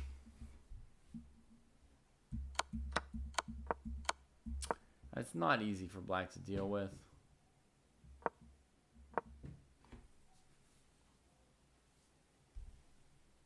Maybe this move.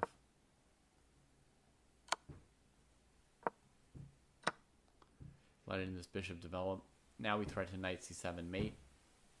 So black has to flee with the king and we can at least win a rook. Completely winning for white.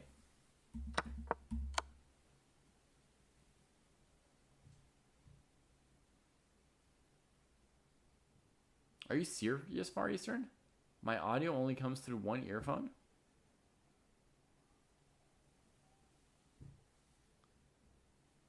That's bizarre.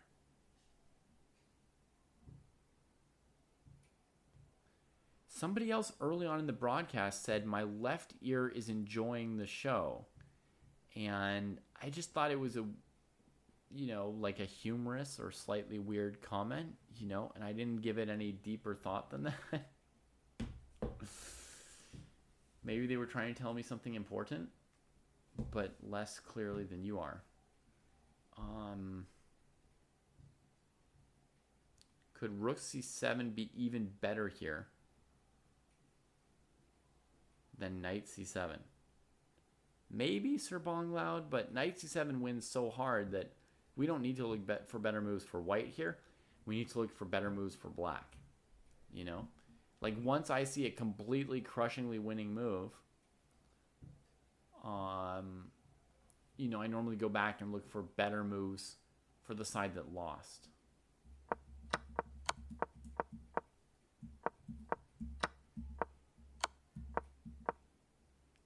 So queen d4.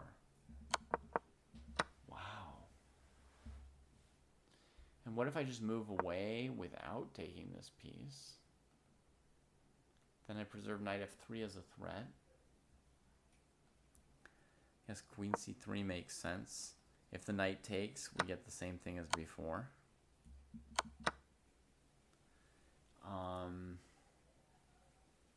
Should I just switch the... Why don't I switch mics for a second, folks? I've got 2 different mics sitting here. And tell me which one you think is better. Because I haven't asked anybody. I haven't tested it.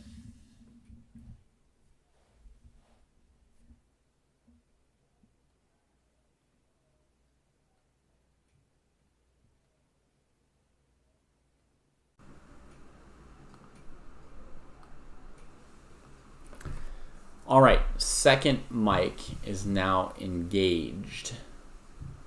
I assumed that the other mic was the better mic, but what do you think? Is the second mic better than the first one? Oh, to you it's really clear. If one other person says so, I'll just throw the first mic in the trash.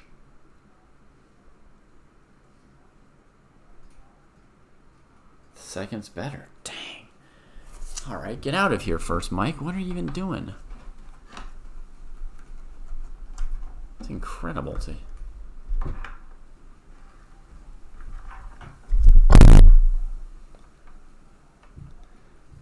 This other mic that I'm now packing away, I mean, it's the seemingly nicer mic with like a stand to hold it in place, shock mount, pop, whatever thingamajig. And the mic I'm now keeping is a very simple little mic that's just supposed to be, you know, easy to travel with. Which it is. It's relatively easy to travel with.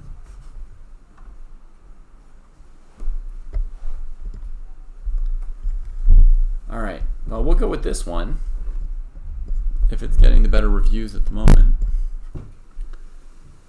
The second one is awful when it gets bumped. I know about that, Double Jared, yes. And I will not do any more shaking around of it.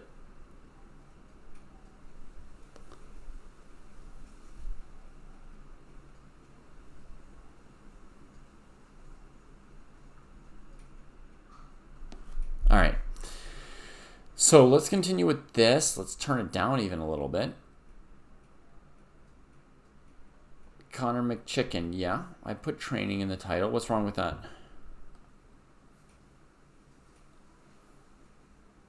Oh, it's typoed.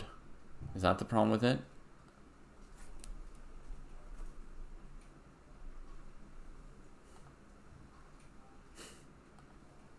That was probably the problem. All right.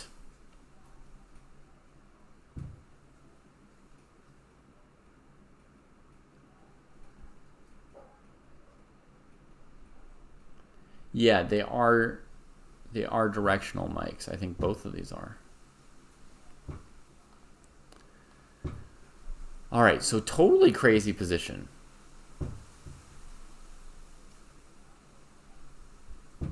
Totally crazy position. Alvin, 7.5 minutes and comes with Queen F3. Good work, Alvin. Queen D4 from CK Evans. They were ready for it. They are ready for Queen F3, and they give us Queen D4. I think Queen G2 is terrible for black. Knight C6 looked interesting, right? We had crazy lines there.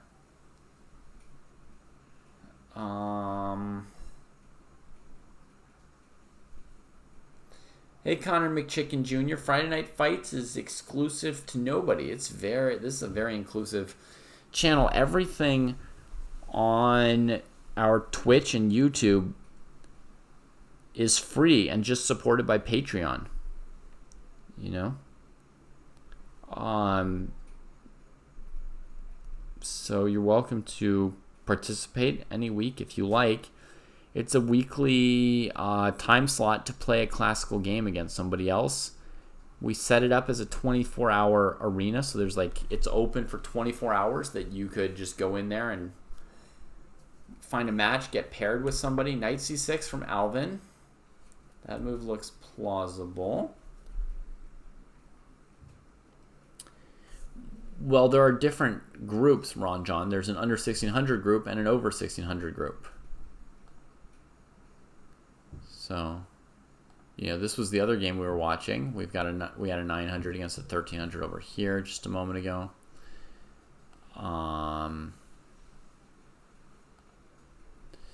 So, yeah, I mean, it's set up as a tournament, but the idea isn't really to play this as a tournament. You know, it's just to come in, play one classical game, get in one really good training game, basically. It's called Friday Night Fights, but obviously it's a 24-hour period, so it's mostly on Saturday. Oh, gotcha. Yeah, it's hard to comment and criticize them when they're stronger than us, right? Yeah, I have that problem too, Ron John, because I have to comment. I get to comment often on games played by guys like, Magnus Carlsen and Gukesh and so forth. And then they make a move and I have to say, oh, I don't like that move. It looks bad to me. But of course they are, a million times stronger than me. And yeah, you're still allowed to say whatever you want to say about the games, But it is good to bear in mind that there's a good chance you're wrong as you say it, right? If the players are super, super much better than us.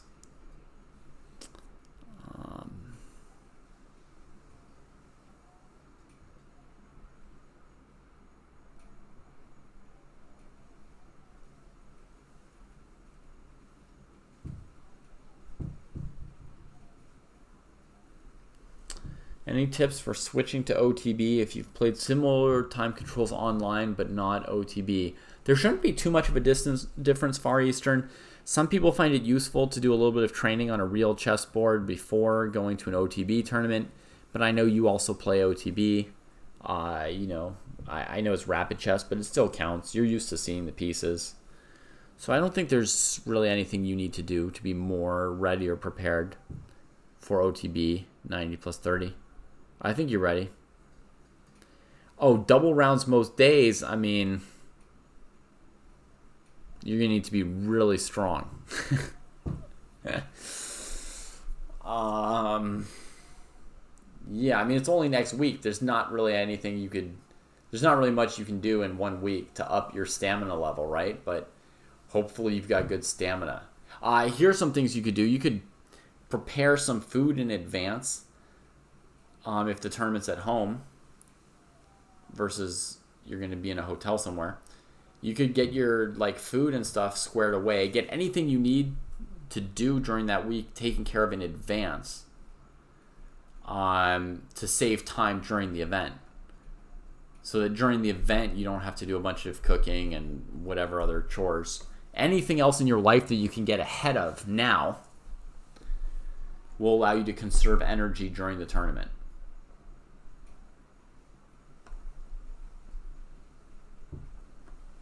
Okay, you'd just be able to eat around the venue? Sure. Best snacks, in my opinion, are nuts. Other people might have slightly different opinions, but I think nuts are a very solid snack. It looks like CK Evans is finally thinking, no, there comes queen takes G7, just as I say it. And somehow our analysis variations got deleted. But anyway, queen takes G7 gets played. And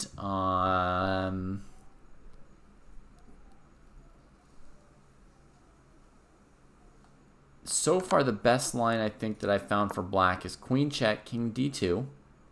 I didn't look at a million other king moves, but I kind of assumed that king F1 allowing queen takes with check would not be correct, right? So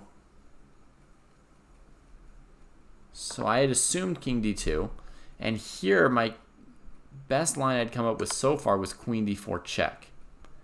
Defending the rook on H8, forcing a queen trade, and then after knight C7, king here, knight A8.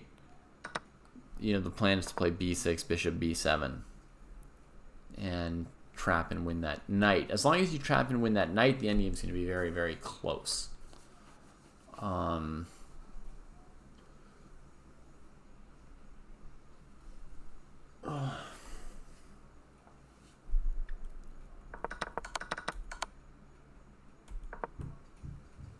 Maxing says knight E3 surely. Defending the bishop. Oh, and threatening F7 as well as here. Maybe Maxing. I would just say nothing is obvious or certain here. The king D2 line. Yeah, Joel Hanks, with king C3, the knight will go to C6, so it'll block the bishop on D5 from being able to defend A8. But yeah, king C3 is a move I looked at. It's very plausible. Double Jared is saying that after king D2, 95 will be good. What's the plan after knight e5 rook e1? Or queen e5 rook e1?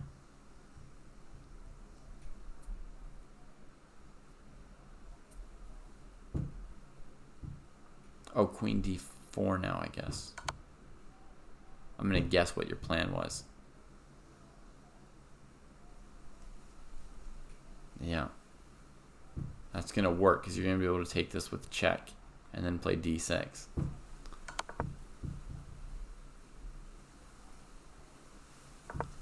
Why not just queen takes bishop? Because we calculated this position before, Ron John, and we found a checkmate for white.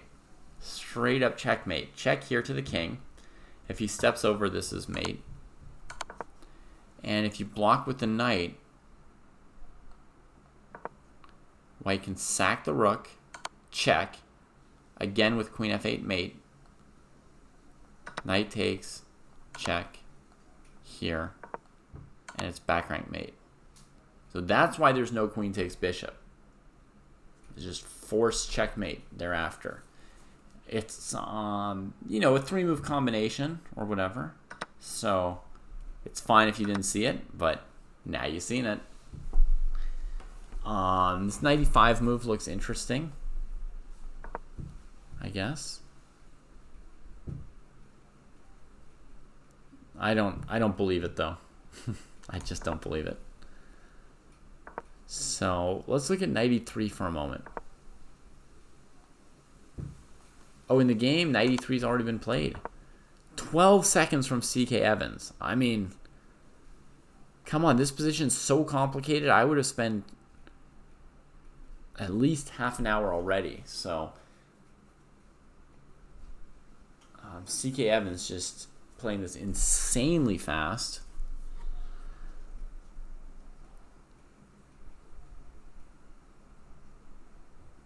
Brimming with confidence.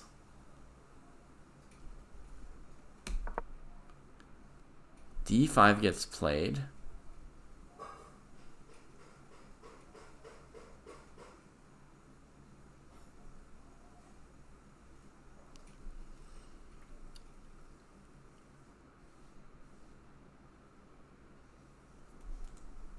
White just takes it again in seconds. Who is this powerful player with, I guess, Morphe in the picture? How can you be so confident? Bullet rating is less. Daily rating is 900.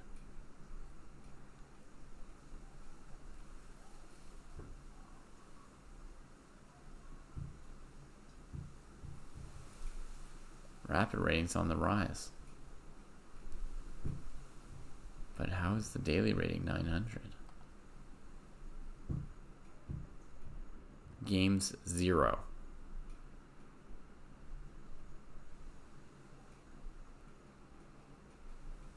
And yeah, hasn't played in 4 years. Okay. Incredible. Incredible speed and confidence here from CK Evans. But this is like not, this is don't try it at home type of stuff here.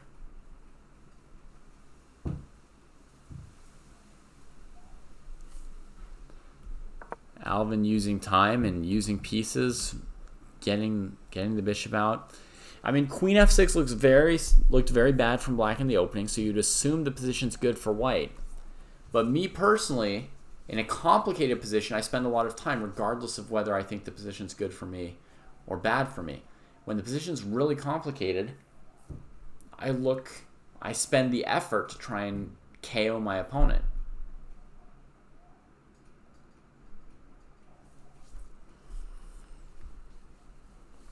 Here I'm sort of expecting like a basic line is bishop takes, trades, queen takes h8, black castles queenside, which is an exchange sack from black. Looks pretty good for white. Close, probably winning, honestly. Just barely, but winning, yeah. So, I mean, CK Evans is definitely coming through despite the dubious time usage. That's what I think, Double Jared, yeah. Take the rook, black castle's queenside, and then bring the queen back to c3. Kind of shoring up the white position, right? Coordinating white's pieces together. To defend the king long enough to get the rook out of h1. And then it'll be just winning off of material. It's an exchange for 0 pawns. So that's enough to basically win. Not necessarily super easily, but it should basically be winning.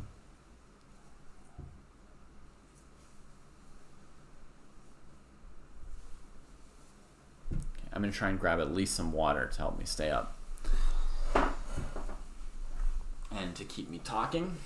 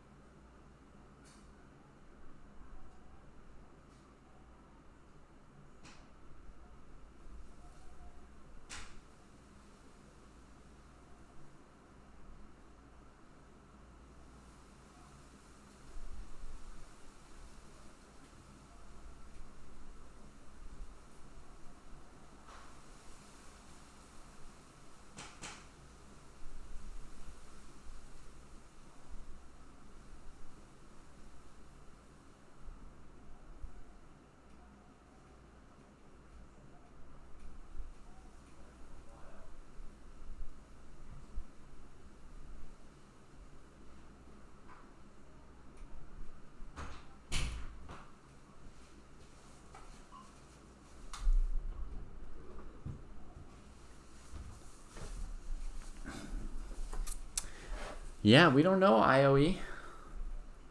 But we enjoyed your game earlier today. So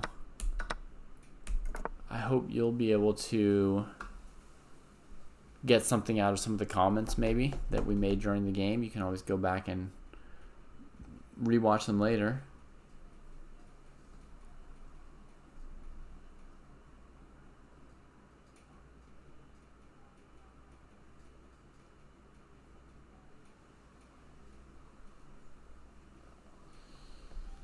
Yeah, Ron John, normally when we're talking about pieces, we actually are referring to the non-pawn pieces because they have such a bigger value.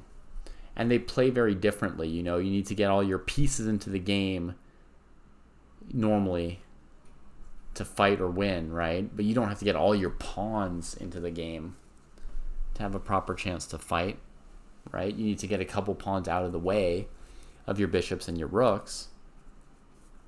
But you don't need to get all your pawns into the game to win, usually.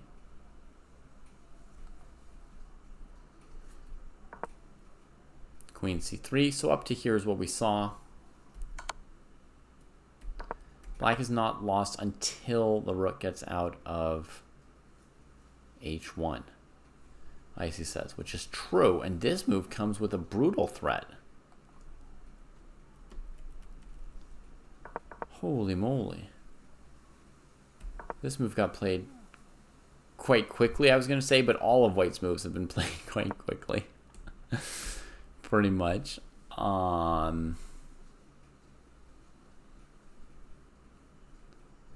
It seemed like White had everything sufficiently under control that eventually the rook could come out without too many concessions. But now it looks like, you know, to deal with knight e2, we might have to just go sack the rook, in which case black's slightly better. And yeah, queen c4 on this move would have given black at least one pawn. Once you've got one pawn and a knight against a rook, it's, you know, pretty close to unclear. And if you add in that we still need to do some work to get this rook into the game, you know, who knows if White's better.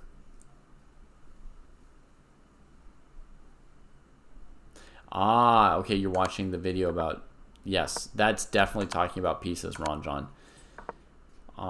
You might have a pawn that's not helping you very much in this position here, but black needs to get the knight into the game more than the pawn. Why? Because the knight is so much more of a powerful fighter than the pawn, right? So in this position here, I can assure you that there's no experienced chess player who'd be thinking about, you know, getting these pawns into the game before this knight, right?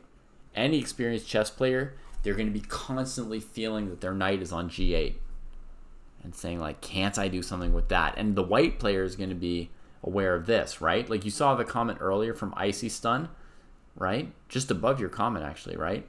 Saying black is not that lost until white can get rook on h1 into the game. So any experienced player is going to feel like this rook on h1 is just screaming to be fixed. And until it's fixed, we can't claim for sure that white's better. Queen c4 gets played now. So now black could throw a knight e2 check, king f1, but what does the knight do there, right? Or black could play queen takes b2 now, which is more likely, which will recover a pawn and keep this game quite intense. Yeah, this game remains intense. And Alvin, when you listen to this one day, very proud of your time usage this game. You're doing a great job. Don't worry about the fact that your opponent played super fast or whatever. It happens. That's not your concern. You've spent a good amount of time figuring out tough moves to get here, and you still have some time left for the tough moves still to come. So you're doing a pretty good job of balancing your time usage between allocating time for what you need to figure out now and saving time for what you're going to need to figure out later. You're doing quite a good job on this game. Whether you win or lose, get a good position or bad position, I'm quite satisfied with everything you've done so far. Other than bringing out your queen to f6. I didn't like that, you know.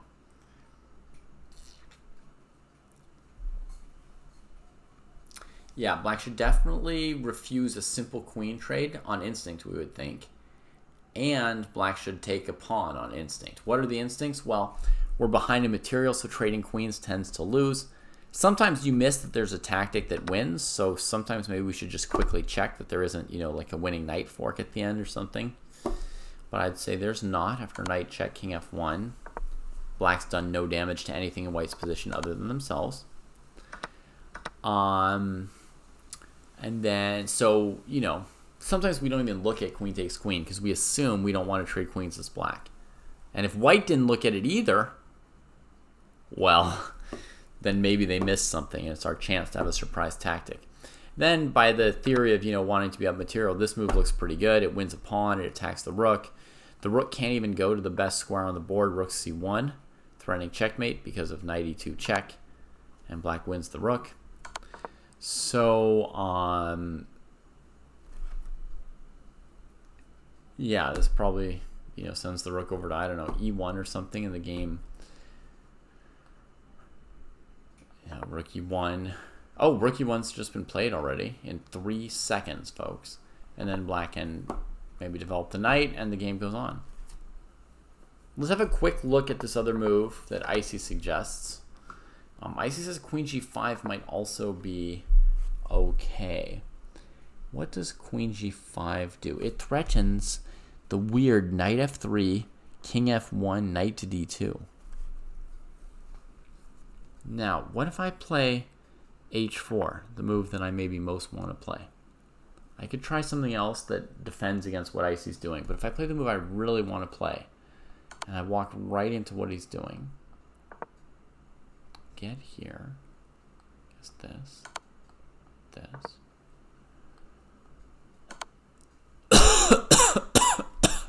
Excuse me.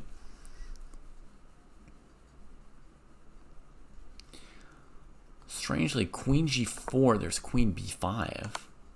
And I don't feel very comfortable here. So maybe I have to play g4 now. And I don't know if there's more fancy moves I'm missing, but something like this.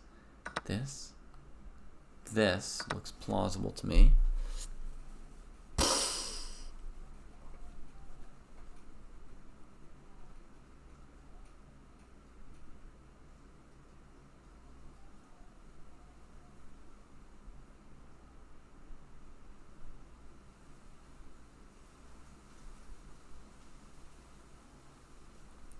Black's made a lot of headway.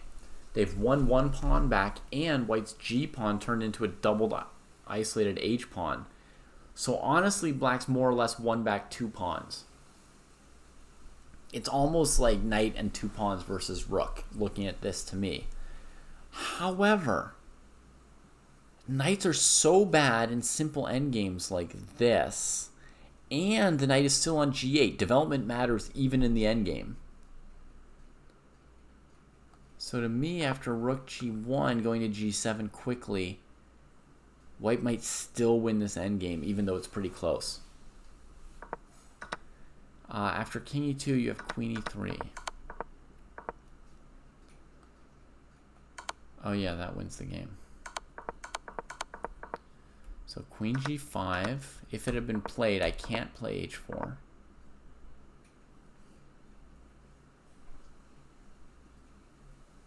Okay, so here's another desirable move. Let's try this one.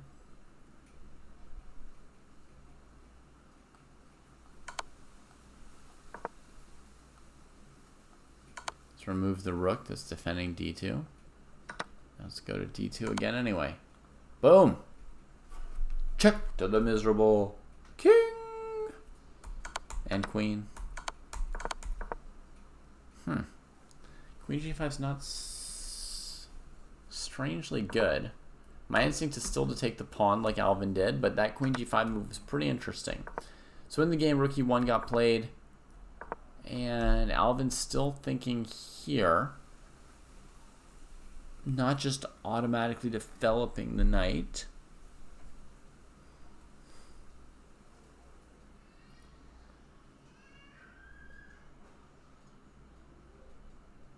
developing the knight looks pretty darn decent. I mean,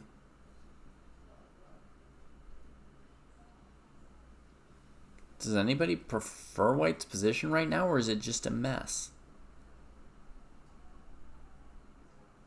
Or do we even prefer black's position? Because, you know, knight here, say h4 to try and get the rook into the game, knight e4, and immediately threats start coming in. And this rook could go to g8 at some point, preparing knight f3 check, or it could go to f8, adding threats to f2. Yeah, queen g5, g3, I didn't see the follow-up either. It's not obvious how to make this rook better than one of these knights, is it? So knight f6 comes with a pretty immediate threat to come to e4 and ruin things. Maybe there's knight d1. It doesn't really feel likely. Let's try that again. h4, knight e4.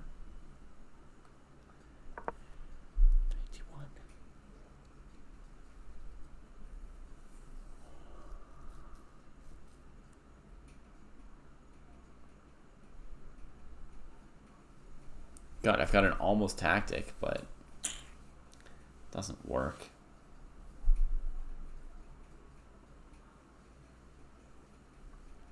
Here was my almost tactic, folks. Knight check, pawn takes, rook takes. Now, very obliging move, rook takes rook. Checkmate. But right here, white can go check. And if king here, there's back rank mate. And if king here, this captures now with check. So there's no time for queen f2 mate. Or anything for that case, for that matter. So knight e1.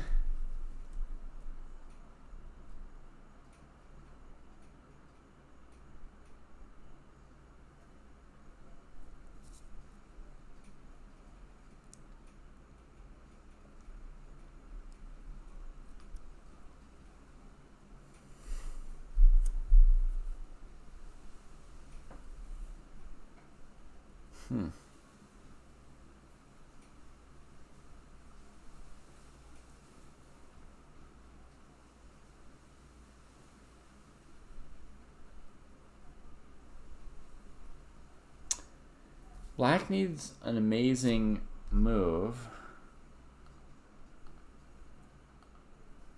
which I don't see. Knight f3 works? Says chat. Queen g7, if king f1, knight d2, that's clear. King here, what's the plan?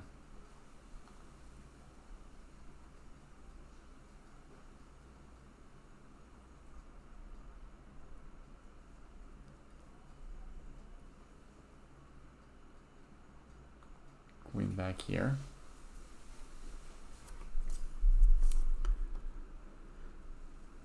If rook g8 is trying to checkmate, there's queen e6, which we don't want to allow.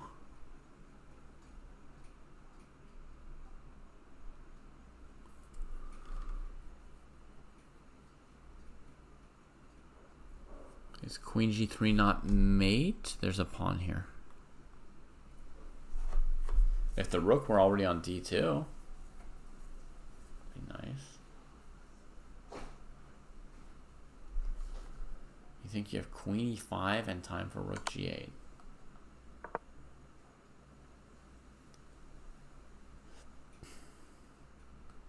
Maybe there's this.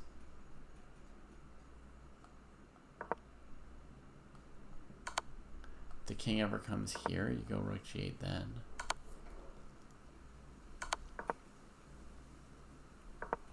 And the king can never cross to f1 because of knight d2. The actual position now is rook e1. And black has just played knight f6 and white played g3 relatively quickly in response. g3. Does that allow knight f3, knight e1? Yep. It does.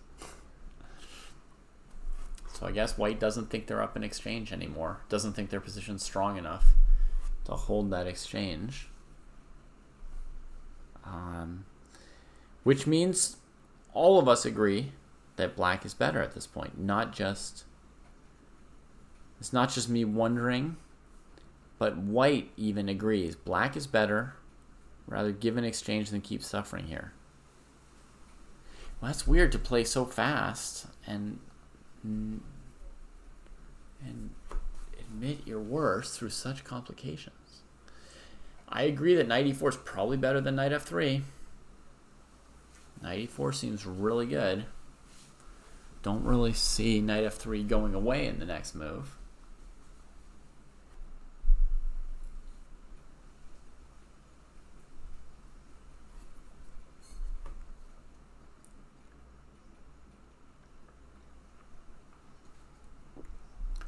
Thrilling game. Maybe somehow didn't see knight f3. I mean, he's playing fast enough that it's certainly possible to miss some things, but I mean, he's 21-50 and he did think 1 minute on this one.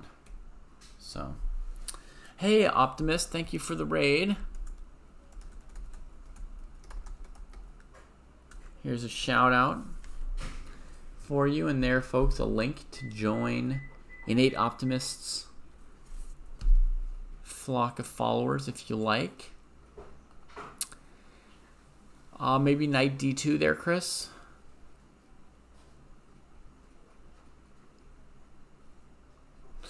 And to those of you joining on the raid, hi, I'm David, currently analyzing a game between CK Evans and Alvin Cruz. It's a live game. They're playing a time control of 90 plus 30.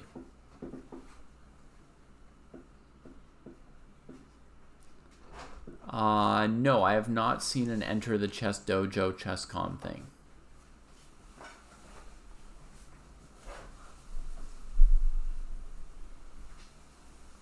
Let's have a quick look at knight e4. If rook here, knight d2, this queen's almost running out of squares, but certainly knight f1 is good enough. So then, what's the other move here? Knight d1 I'd tried before, right, to defend that square.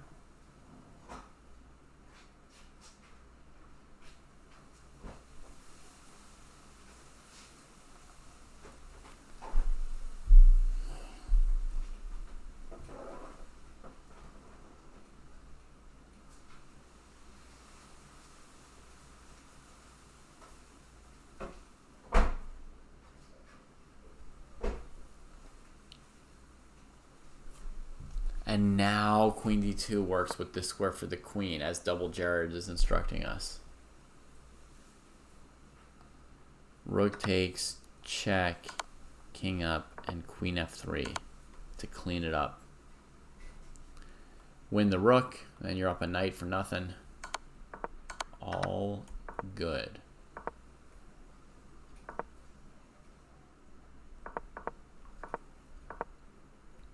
Wow, b5 just got played.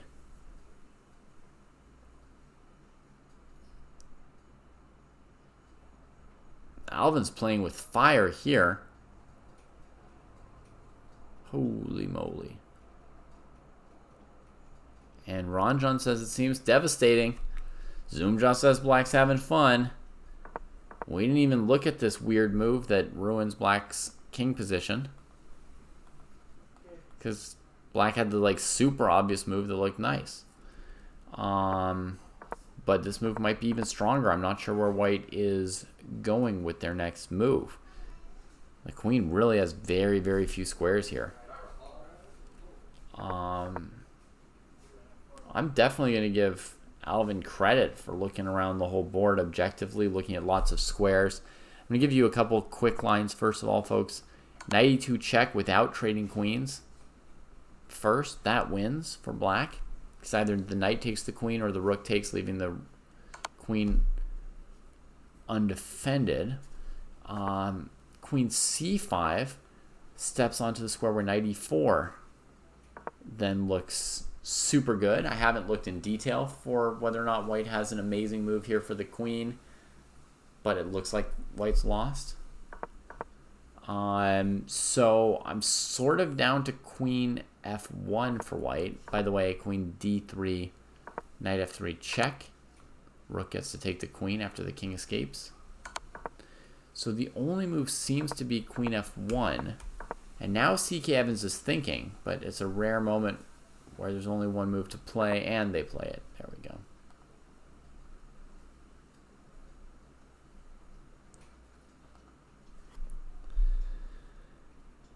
Now, can black trap the queen with knight f3, knight d2? No, the queen could escape to e2 if the knight leaves its post.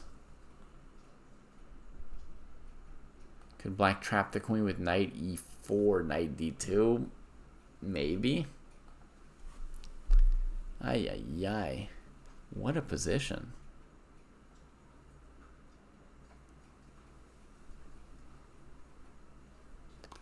There's going to be some practical chances for white because the black king's position is messed up. If black doesn't land a total knockout, all these positions are going to be tricky to convert. Now goes for the check. Are we just going to get a knight for rook trade?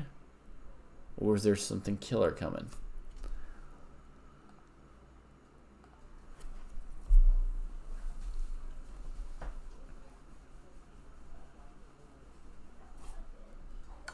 Cashing out.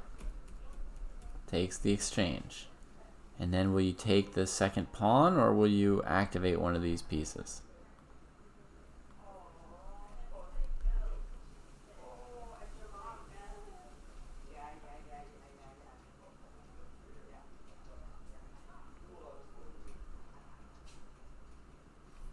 Oddly, I'm in favor of taking the pawn, folks. It even defends the pawn on e6 from their queen's hidden attack at some point. I kind of like just taking the pawn. I apologize. I know it's a nasty, dirty, materialist move. I kind of want to take the pawn and then play a5 and b4. Advance these 3 connected pass pawns. And got a couple strong people in chat saying they like rook d2. But Alvin plays like me.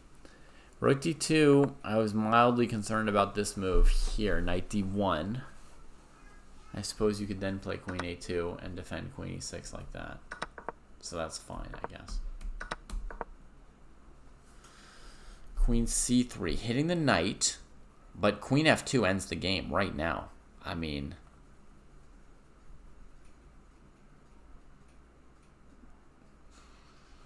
I would think 99%, 90-some% chance that Alvin wins that endgame, right? 3 connected pass pawns with rook and knight against rook and knight. It's just devastation. He could also start with knight e4, which he does.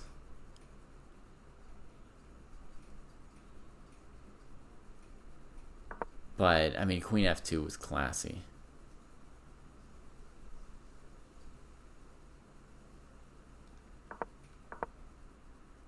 Queen goes back to where she came from. Ooh. Nasty. Rook d2 looks plenty good now. Well, Ron John, see if you can figure out the point of queen f2.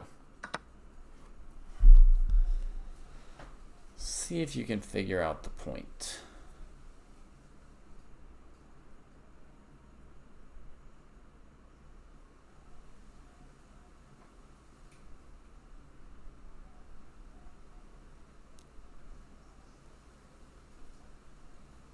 I hear you, Double Jared. I'm just helping out Ron John for a second.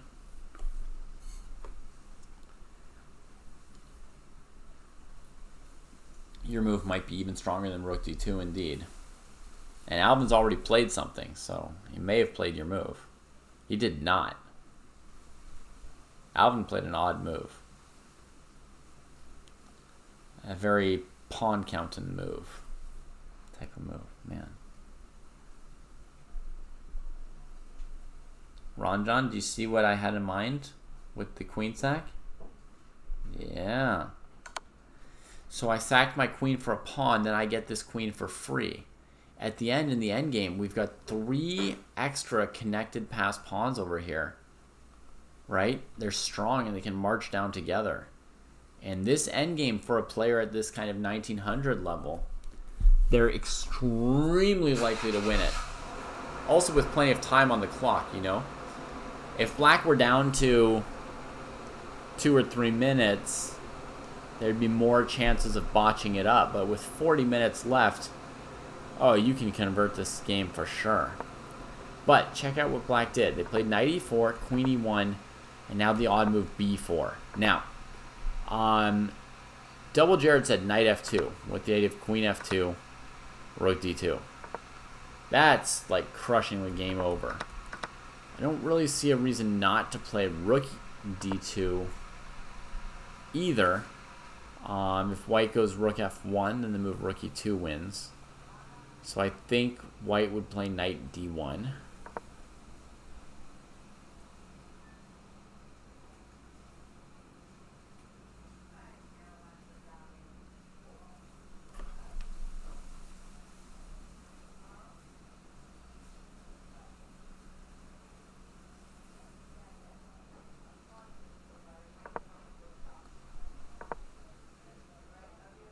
I mean, this is just so bottled up and passive, and nothing can move anymore.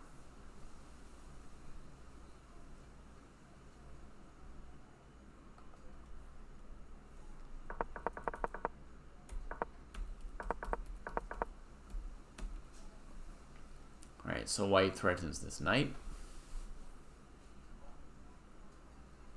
And bolsters f2, so you can't just sack it on f2 now. Alvin thinking. I mean, a move like queen d5 would be a standard kind of move. Alvin sort of likes the fact that this queen is in position to queen the pawn, right? I mean, if you see the move b4 from Alvin here, you get the sense that b4 is the move of somebody who's definitely thinking about queening that pawn as a way to decide the game. So Alvin might not want to retreat the queen from the position she's in, but queen d5 is a standard move to keep your knight on a good square, put your queen on a good square, in that she's central, and you can still push pawns from here. Now, I guess another move would be knight c3, bring the knight towards where the pawn's queening. Knight's on a protected square. Queen can go to d5 or e2 next. We got a move from Alvin. It was queen d5. All right, right on. Centralizing. White goes knight e3. Now something like queen c6 or queen d2 are the first level candidate moves.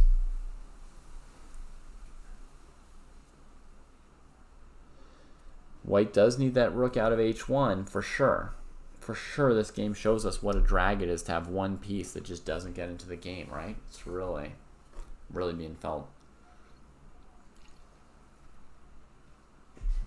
Queen b7. It's like queen c6 in the threats on this king, but it actually maybe has the advantage of pushing that pawn. Dang, and that's all that C.K. Evans can take. They resign in the face of the pawn plus the diagonal.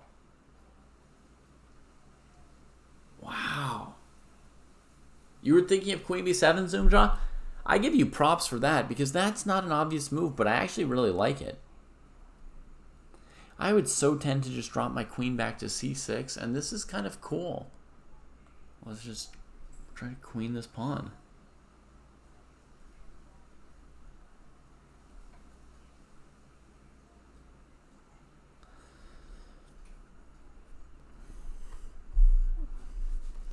Well, everybody's got their own level of toughness, huh, Daniel? Intense game, Alvin. I think we saw the whole thing.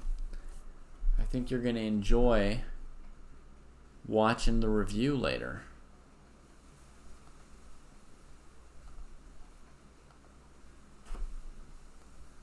Yeah, that was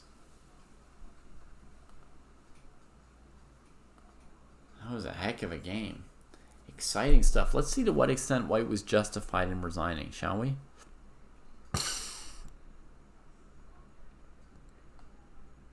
This would be the most obvious move.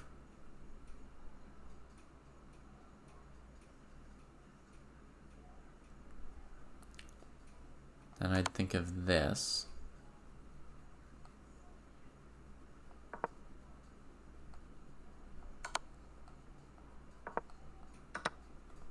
This cleans up the pawn. Black's winning. And against this move, I was planning this, which I think is the absolute end of everything. I don't see any way that knight f3 or queen f3 next move doesn't win the game. So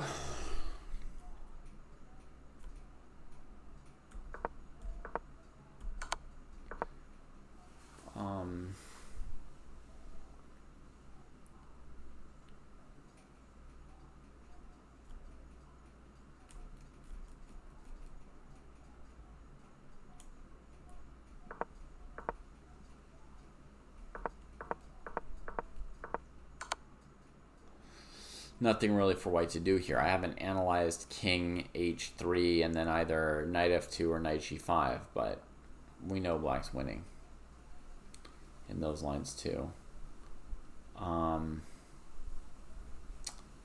Absolutely crushing. Beautiful. Beautiful. Man, that rook on h1 ended up being such a drag.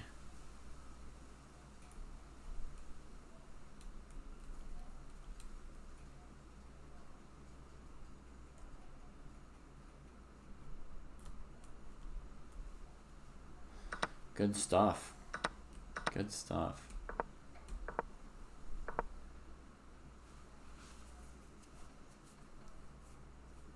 Crazy game. Crazy game.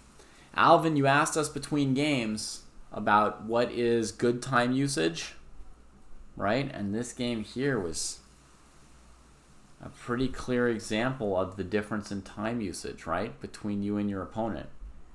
It's like you provided the example for the very point that I wanted to make. Right?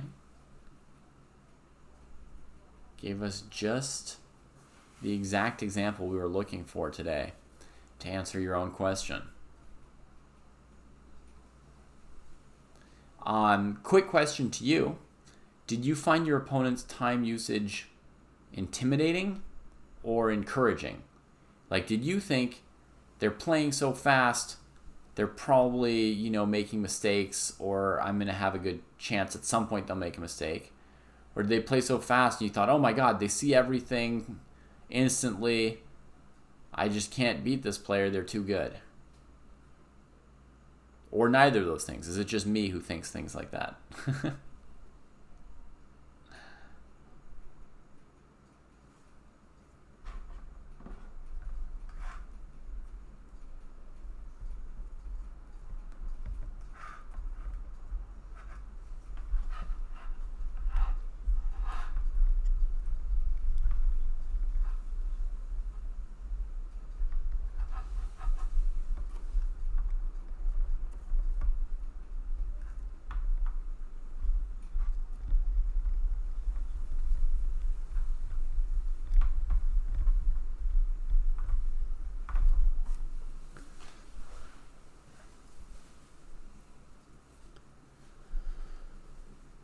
You thought that white was in prep in the opening because they were playing so fast, so that was intimidating, right? They played so quickly, it was like it was their opening prep, which it wasn't, we now can tell, right? And then you were also afraid of their rating. So with the high rating plus the playing quickly, it gives the feeling like they're just too good, right? I got that feeling too. Like, C.K. Evans convinced me early on in the game that they were just definitely going to win the game. Like, they were going to play too fast and they were still going to win. You know what I mean? Like, it just felt like they were so strong, so fast. I just, assumed that everything they're doing was good and they were eventually going to win. But they should still have thought, or something like that. But, oh, man. But you showed that indeed, no matter how strong you are, you can't play the game in 10 minutes against an opponent who spends 50 minutes, you know?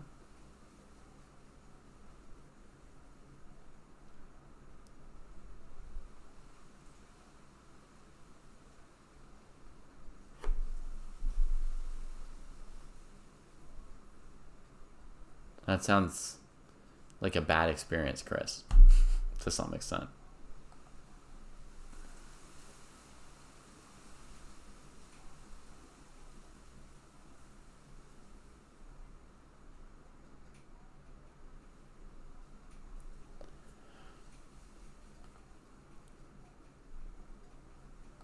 Yeah.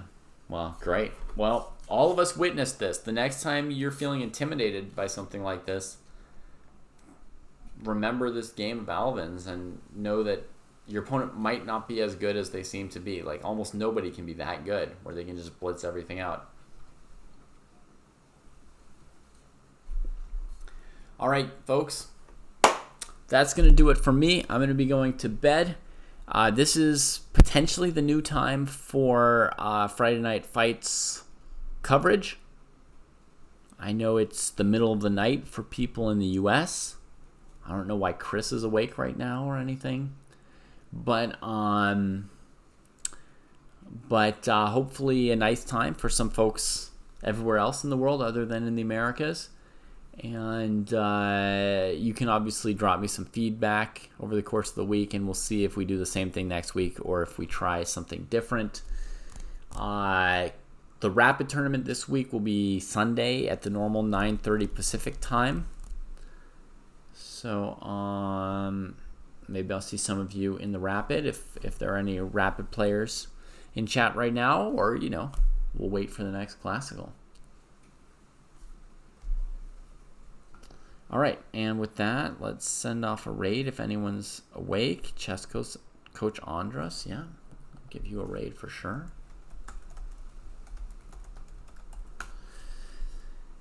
And yeah, take care, everybody.